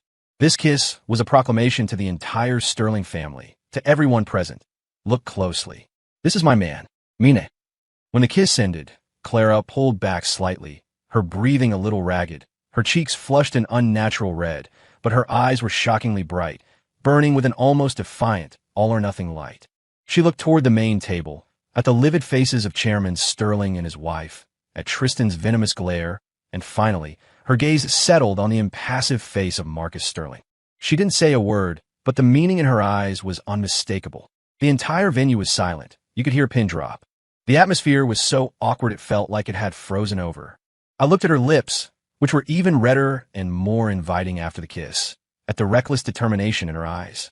My heart felt like it had been hit by something hard, a mix of sorrow, shock, and an indescribable warmth that spread through my entire body. This fool, she had used this most direct, most shocking method on the Sterling family's home turf, to back me up, to legitimize me. I reached out under the table and squeezed her trembling hand. Just then, at the main table, Marcus Sterling, who had been silent all this time, let out a soft chuckle. The sound was quiet, but in the silent banquet hall, it was exceptionally clear. He picked up his teacup, took a sip, and his gaze once again fell on Clara and me, his expression still unreadable. He just said faintly, "Young people," quite a temper, and with that, he looked away, as if the shocking scene had never happened. But that one light sentence was like a pardon, breaking the frozen atmosphere. The guests seemed to come back to their senses, and the whispers started up again, though their gazes still darted in our direction. Clara's tense body relaxed almost imperceptibly after her grandfather's words. She turned to me, the madness and defiance in her eyes fading, replaced by a hint of guilt for her rashness and a touch of smugness, as if to say, "See how amazing I am?" I looked at her and couldn't help but lean down and plant a gentle kiss on her forehead. "Yeah," I said in a low voice, smiling. "My Clara is the most amazing." This ambush of a dinner party was completely derailed by Clara's sudden, shocking kiss. We didn't participate in any of the subsequent festivities. Under the countless complex gazes, we left early and returned to the separate overwater villa assigned to us. Closing the door, we shut out the world. Clara seemed to have exhausted all her energy, leaning against the door, breathing heavily. I walked over and pulled her into my arms, feeling her still rapid heartbeat. "Were you scared?" I asked softly. She shook her head against my chest, then looked up at me, her eyes sparkling. "Were you? Scared of what?" I smiled, leaning down to kiss the tip of her nose. "With you here, I'm not scared of anything." She leaned back into my embrace contentedly, her arms wrapped around my waist, and whispered, "I just wanted them all to know that you are mine. No one is allowed to have any ideas about you, and no one is allowed to look down on you." I looked out at the deep night sky of the Indian Ocean and the countless stars, the girl who had just raised hell for me in my arms. I felt a strange sense of peace and fulfillment. To hell with high society rules. To hell with public opinion. With her, even hell is paradise. Although I didn't know what the Sterling family's reaction would be, at least for now, we had won this round. And we had won it beautifully. I held her tighter, thinking that this trip to the Maldives was well worth it. The overwater villa's balcony faced the endless Indian Ocean. The night breeze, carrying the salty scent of the sea, blew away the last of the stifling atmosphere from the party. The stars were like scattered diamonds on the velvet night sky, and the distant sound of waves crashing against the rocks was the only soundtrack to the quiet night. Clara was nestled in my arms, curled up on the soft lounge chair on the balcony. Neither of us spoke. The sharp, defiant aura she had at the party had subsided. She was now like a cat with its claws retracted, quietly leaning against me, her fingers tracing idle circles on my chest. That shocking kiss was like a bomb dropped into the deep waters of the Sterling family. The aftershocks had not yet settled, but in our little corner, there was a strange, eye of the storm calm. Still angry, I lower my head, my chin brushing against the top of her head, and asked softly. She shook her head against my chest, her voice muffled. "Not worth it." Getting angry over people who didn't approve of us was indeed not worth it. I held her tighter, but she suddenly looked up, her eyes shockingly bright in the moonlight, with a hint of smugness and lingering stubbornness. "I'm happy." "Happy about what?" "Happy that everyone saw." She reached out, her fingertips gently touching my lips, where the heat of her kiss seemed to linger. "That you are mine. Stamped and certified. No denying it." I caught her mischievous hand and brought it to my lips for a kiss, smiling. There was no denying it long ago. From the moment you cornered me by the science building and asked if I'd been watching you for a long time, I knew I was done for. Remembering her cool, obsessive demeanor when we first met, I couldn't help but smile. Fate was a strange thing. A slip of the thumb on a like button had truly led to a lifetime of entanglement. Clara also seemed to recall that time, a small smile playing on her lips, but her eyes held a more complex emotion. She leaned back into my embrace, and, after a moment of silence, she said softly, "Caleb, actually, I used to be very scared." "Scared of what?" I was surprised. It was hard to imagine the word scared coming from her. Scared that you wouldn't want me clinging to you, that you would find me terrifying, that one day you would get tired of it and leave. Her voice was very soft, like a feather brushing against my heart. "So I could only hold on to you tighter, monitor your every move, eliminate all possible threats. I thought that way. You would never leave." This was the first time I had heard her so openly dissect her inner insecurities. The seemingly strong, controlling her, had such fears hidden deep inside. My heart melted, and I tightened my arms, pulling her deeper into my embrace. "You fool," I whispered, kissing her hair. "Are you still scared now?" She shook her head gently against my chest, her voice choked with a sense of relief. "Not anymore. I know you won't leave." That kiss wasn't just a declaration to the Sterling family. It was a final confirmation for herself. A confirmation that this property of hers belonged to her willingly. "Yeah, I'm not leaving," I said, cupping her face and looking into her eyes in the starlight. "Clara Sterling, listen to me. Caleb Hayes, am not being held captive by you. I willingly walked into your world and have no intention of leaving. Your obsession, your possessiveness, everything about you, good and bad, I accept it all. So, don't be insecure anymore." Her Her eyes turned red again, but she didn't cry this time. She just nodded forcefully, then leaned in and kissed me. This kiss was no longer defiant or declarative, but filled with trust, dependence, and a love so thick it was almost tangible. Under the Indian Ocean stars, we exchanged a silent, eternal vow. The next day, as planned, we skipped the rest of the engagement festivities and left the luxurious but suffocating island by seaplane. Returning to our own little world named Clara Caleb, everything seemed to be back to normal. Except that the way the company employees looked at their boss's wife now held not just the usual awe, but also a hint of indescribable admiration. The news of her heroic deeds in the Maldives had probably spread through some channel. Clara's mood was noticeably better. Even her supervision of me had a lazy, satisfied air. She was no longer as tense as before. Occasionally, if I was busy with work and forgot to reply to her message for more than half an hour, she wouldn't immediately call in a panic. Instead, she would send a sad-looking sticker with a message. "Honey, you've been out of contact for 31 minutes and 17 seconds. Followed by, "Sad Kitty. JPG. It made my heart flutter, and I would immediately drop everything to call her back, listening to her say things like "I miss you" in her cool voice, which probably lowered my work efficiency quite a bit. But this sweet burden was one I was happy to bear. The peaceful days didn't last long. One weekend, as Clara and I were enjoying a rare lazy morning in the apartment, my phone rang. It was my mom. "Caleb." My mom's voice sounded a little hesitant. Are you and Clara doing okay?" "Yeah, we're great," I said, a bit confused. "What's up, Mom?" "Oh, it's nothing." My mom paused.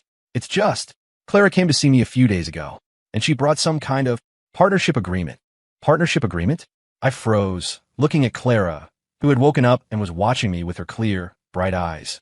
She just blinked at me, a picture of innocence. "What partnership agreement?" I pressed. "Well, she wants to make our little diner and a few of our neighbors' shops into some kind of offline experience center for your Clara Caleb platform. She said it would help drive traffic to each other's businesses and help us with online promotion." My mom's voice was uncertain. The contract looked pretty complicated, but Clara said it would be good for your company and for the businesses on our street. So I signed it. I was speechless. My God, my Yander girlfriend was now expanding her business to my mom's street. What was this? A hostile takeover from a source. Not even my hometown was safe. I hung up the phone and looked at Clara, not knowing whether to laugh or cry. "When did you go and sign a contract with my mom? Why didn't you tell me?" Clara sat up, the silk nightgown slipping off her shoulder, revealing her delicate collarbone. She looked at me, completely unapologetic. "It's a surprise, and it's good for the company's development, and it helps your mom and the neighbors. It's a win-win." She leaned in, wrapped her arms around my neck, and pecked me on the lips, her eyes sparkling. "Now, your old street is mine too. Are you happy?" Looking at her, so proud of herself and a little smug, I couldn't stay mad. I just pulled her into my arms and kissed her hard. "I'm happy," I said, my forehead against hers, smiling. "My Clara is the best. Not only do you have me completely under your thumb, you've even taken over my old neighborhood." She smiled, satisfied, like a cat that had successfully stolen a treat, and snuggled deeper into my embrace. The day spun on, a steady, busy rotation managed by my Yandera boss lady and our little startup, Clara Caleb. The platform's user count hit a small milestone. While it was still a long way from success, it was enough to keep me, the self-taught CEO, buzzing with excitement for days. Of course, this was under Clara's strict, must get 7 hours of sleep per night rule, which meant a lot of just lying there with my eyes closed. Clara seemed very pleased with my state of being moderately successful in business, but still firmly in her grasp. She no longer meddled in the day-to-day operations, instead focusing her management energy on cultivating me to be more refined and exclusive. For example, she somehow obtained a diet plan from a royal nutritionist and began to strictly regulate my 3 meals and 2 snacks a day. Even the temperature and frequency of my water intake were clearly defined. My desk was now permanently adorned with her custom-made smart thermos that displayed real-time temperature and volume, as well as timely, exquisitely plated snacks that looked like they came from a Michelin-starred restaurant. The company employees had gone from initial shock to numb acceptance, and now even actively reminded me, "Boss, it's 10 o'clock. Time for your nuts from the boss's wife." "Boss, your thermos shows the water temperature is 118 degrees, the optimal drinking temperature. Please rehydrate in a timely manner." I felt like I wasn't working at a company, but receiving 24/7 premium care at a high-end wellness retreat. Clara's explanation was, "Your health is the company's most valuable asset and requires scientific management." I didn't buy it for a second. She clearly just enjoyed the feeling of having every aspect of me under her control. However, seeing the look of satisfaction in her eyes, like a gardener admiring a well-tended flower, whenever I finished her prepared meals on time, my feeble protests would just die on my lips. Fine, an asset it is. To be treasured like this is a kind of happiness, too. One evening, we were both off work for once, curled up on the apartment sofa, watching a mindless variety show. Clara was like a lazy cat in my arms, her head resting on my lap, her fingers idly playing with the buttons of my pajamas. The show happened to feature a couple feeding each other. I looked down at the person in my arms. The warm yellow light traced the soft lines of her profile. Her long lashes were lowered, her nose small and delicate, her lips a natural rosy color. She looked so quiet and beautiful. An idea, a mischievous impulse, popped into my head. I picked up a strawberry from the fruit bowl, brought it to her lips, and, mimicking her usual tone, said softly, "Clara, open up." She froze, looking up at me in surprise. It was usually her feeding me. This was a first.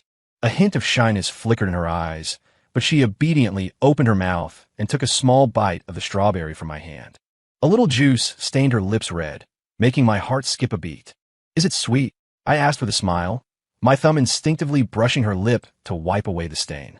Her cheeks flushed, and her gaze darted away. She gave a soft hum and buried her face in my chest, only her red-tipped ears visible. I looked at her rare, shy demeanor, and my heart felt like it had been tickled by a feather, a soft, warm feeling spreading through me. So, even someone as strong as her could be shy about such a small thing.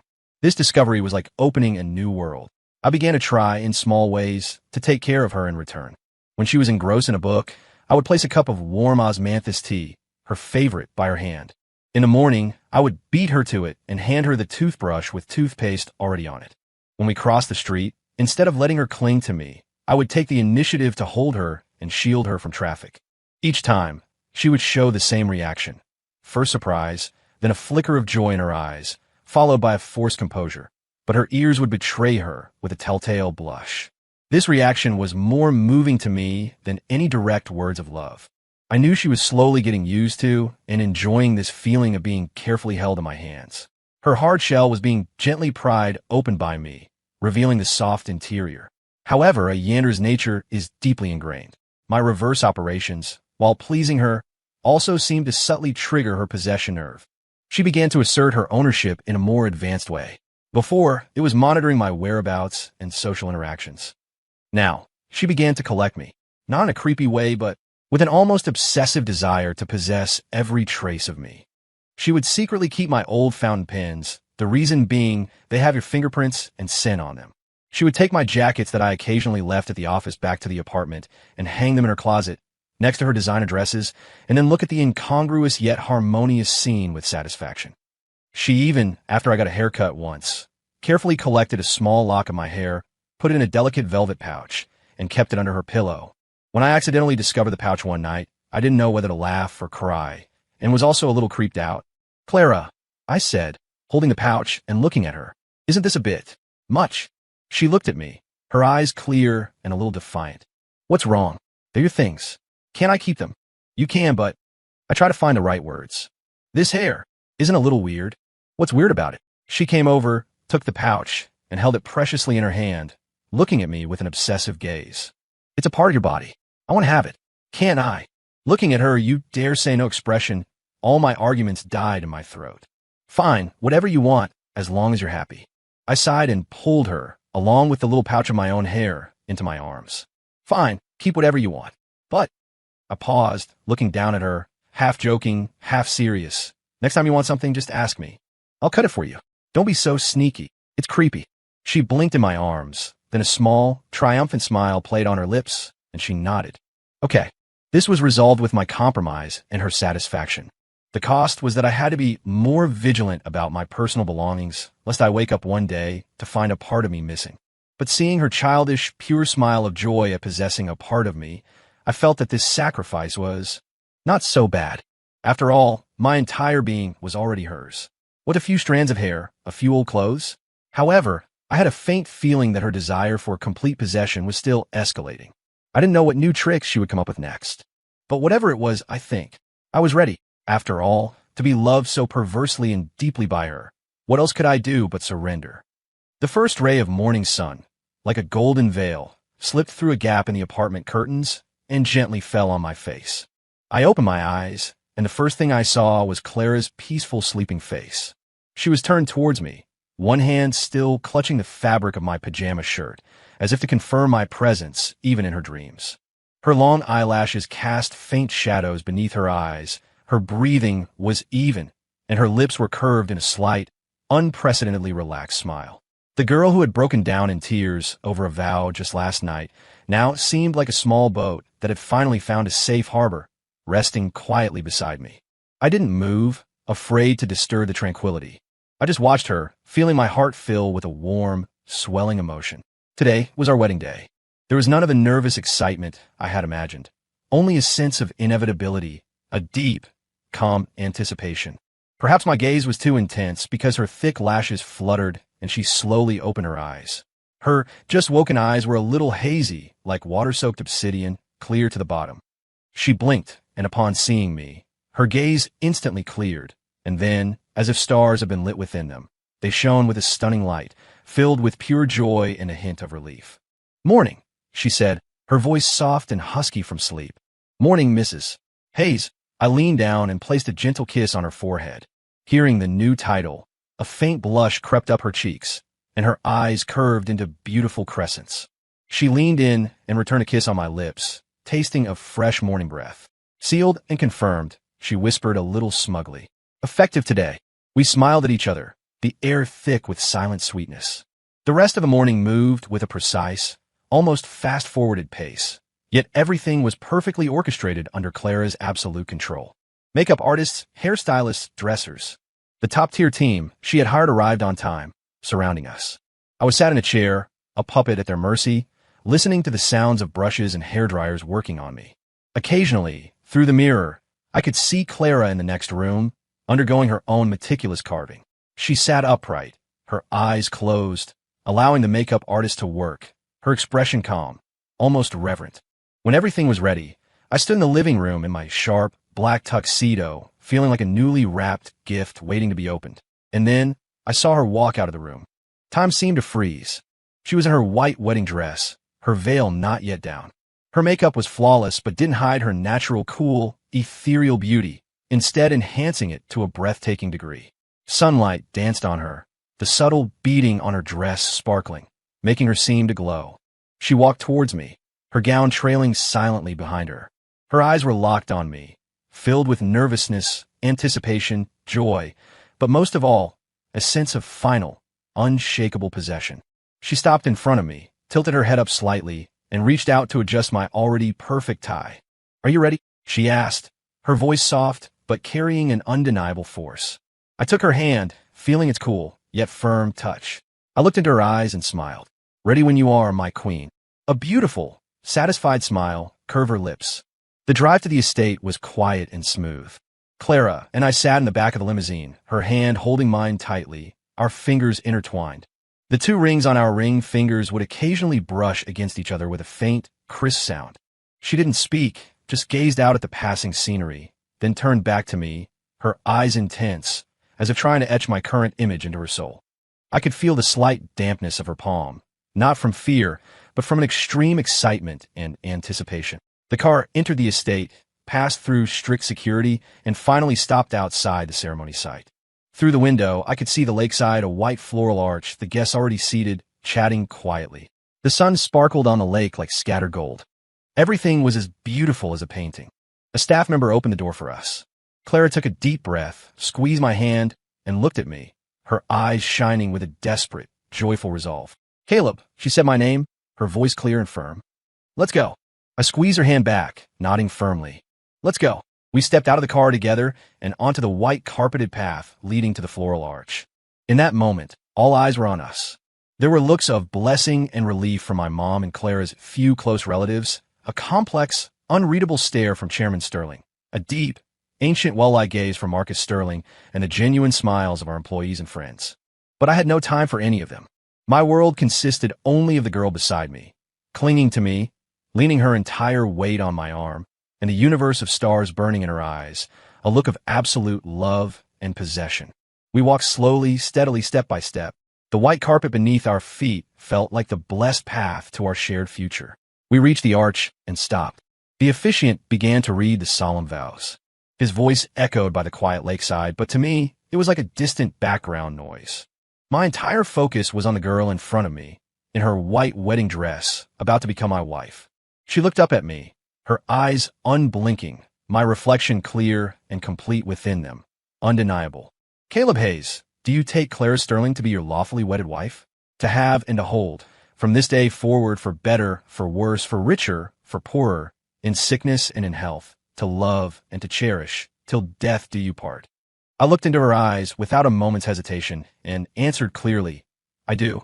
3 simple words, yet they carried the weight of 1,000 pounds, resolute and firm. Then it was her turn. "Clara Sterling, do you take Caleb Hayes to be your lawfully wedded husband? To have and to hold, from this day forward, for better, for worse, for richer, for poorer, in sickness and in health, to love and to cherish, till death do you part?" Clara's breath hitched. She looked at me, her eyes turning red, a shimmer of tears gathering but not falling. Her lips trembled, and then a crystal-clear voice, choked but firm, echoed for everyone to hear, "I do." It wasn't just an answer. It was a proclamation, a brand, an irrevocable vow that bound our lives together. Applause erupted, mixed with the sound of soft sobs. Then came the exchange of rings. I took the man's ring that matched her eternal prisoner ring and carefully, reverently, slipped it onto her ring finger, next to the sapphire ring. She took my ring, her hand trembling ever so slightly, but her movements were firm and precise as she slid the ring onto my finger. The cool metal touched my skin, yet it felt scorching hot, like an eternal brand. "You may now kiss the bride," the officiant announced with a smile. I looked at her, so close to me, at her red-rimmed eyes, at the love and satisfaction overflowing from them, and my heart swelled with an indescribable emotion. I reached out and gently cupped her face, my thumbs stroking her delicate skin. Then I leaned down, and in front of all our guests, I kissed her lips deeply and reverently. This kiss was unlike any other. It held no lust, no dominance, only endless tenderness, cherish, and a promise that was bone deep. I felt her tremble under my lips, felt her arms tighten around my neck, felt her hot tears finally fall, wetting my cheeks. Salty, yet incredibly sweet. The applause swelled like a tide. But we were oblivious. In that long kiss, which felt like it lasted an eternity, we exchanged our breaths, and we exchanged all the time of our lives to come. I knew from this moment on, we were bound by law, by vows, and by our own obsessive, profound love. She was my wife. I was her husband, the eternal prisoner and the willing warden. Our story had turned a new page, one that was destined to be filled with more troubles, yet also with an extraordinary sweetness.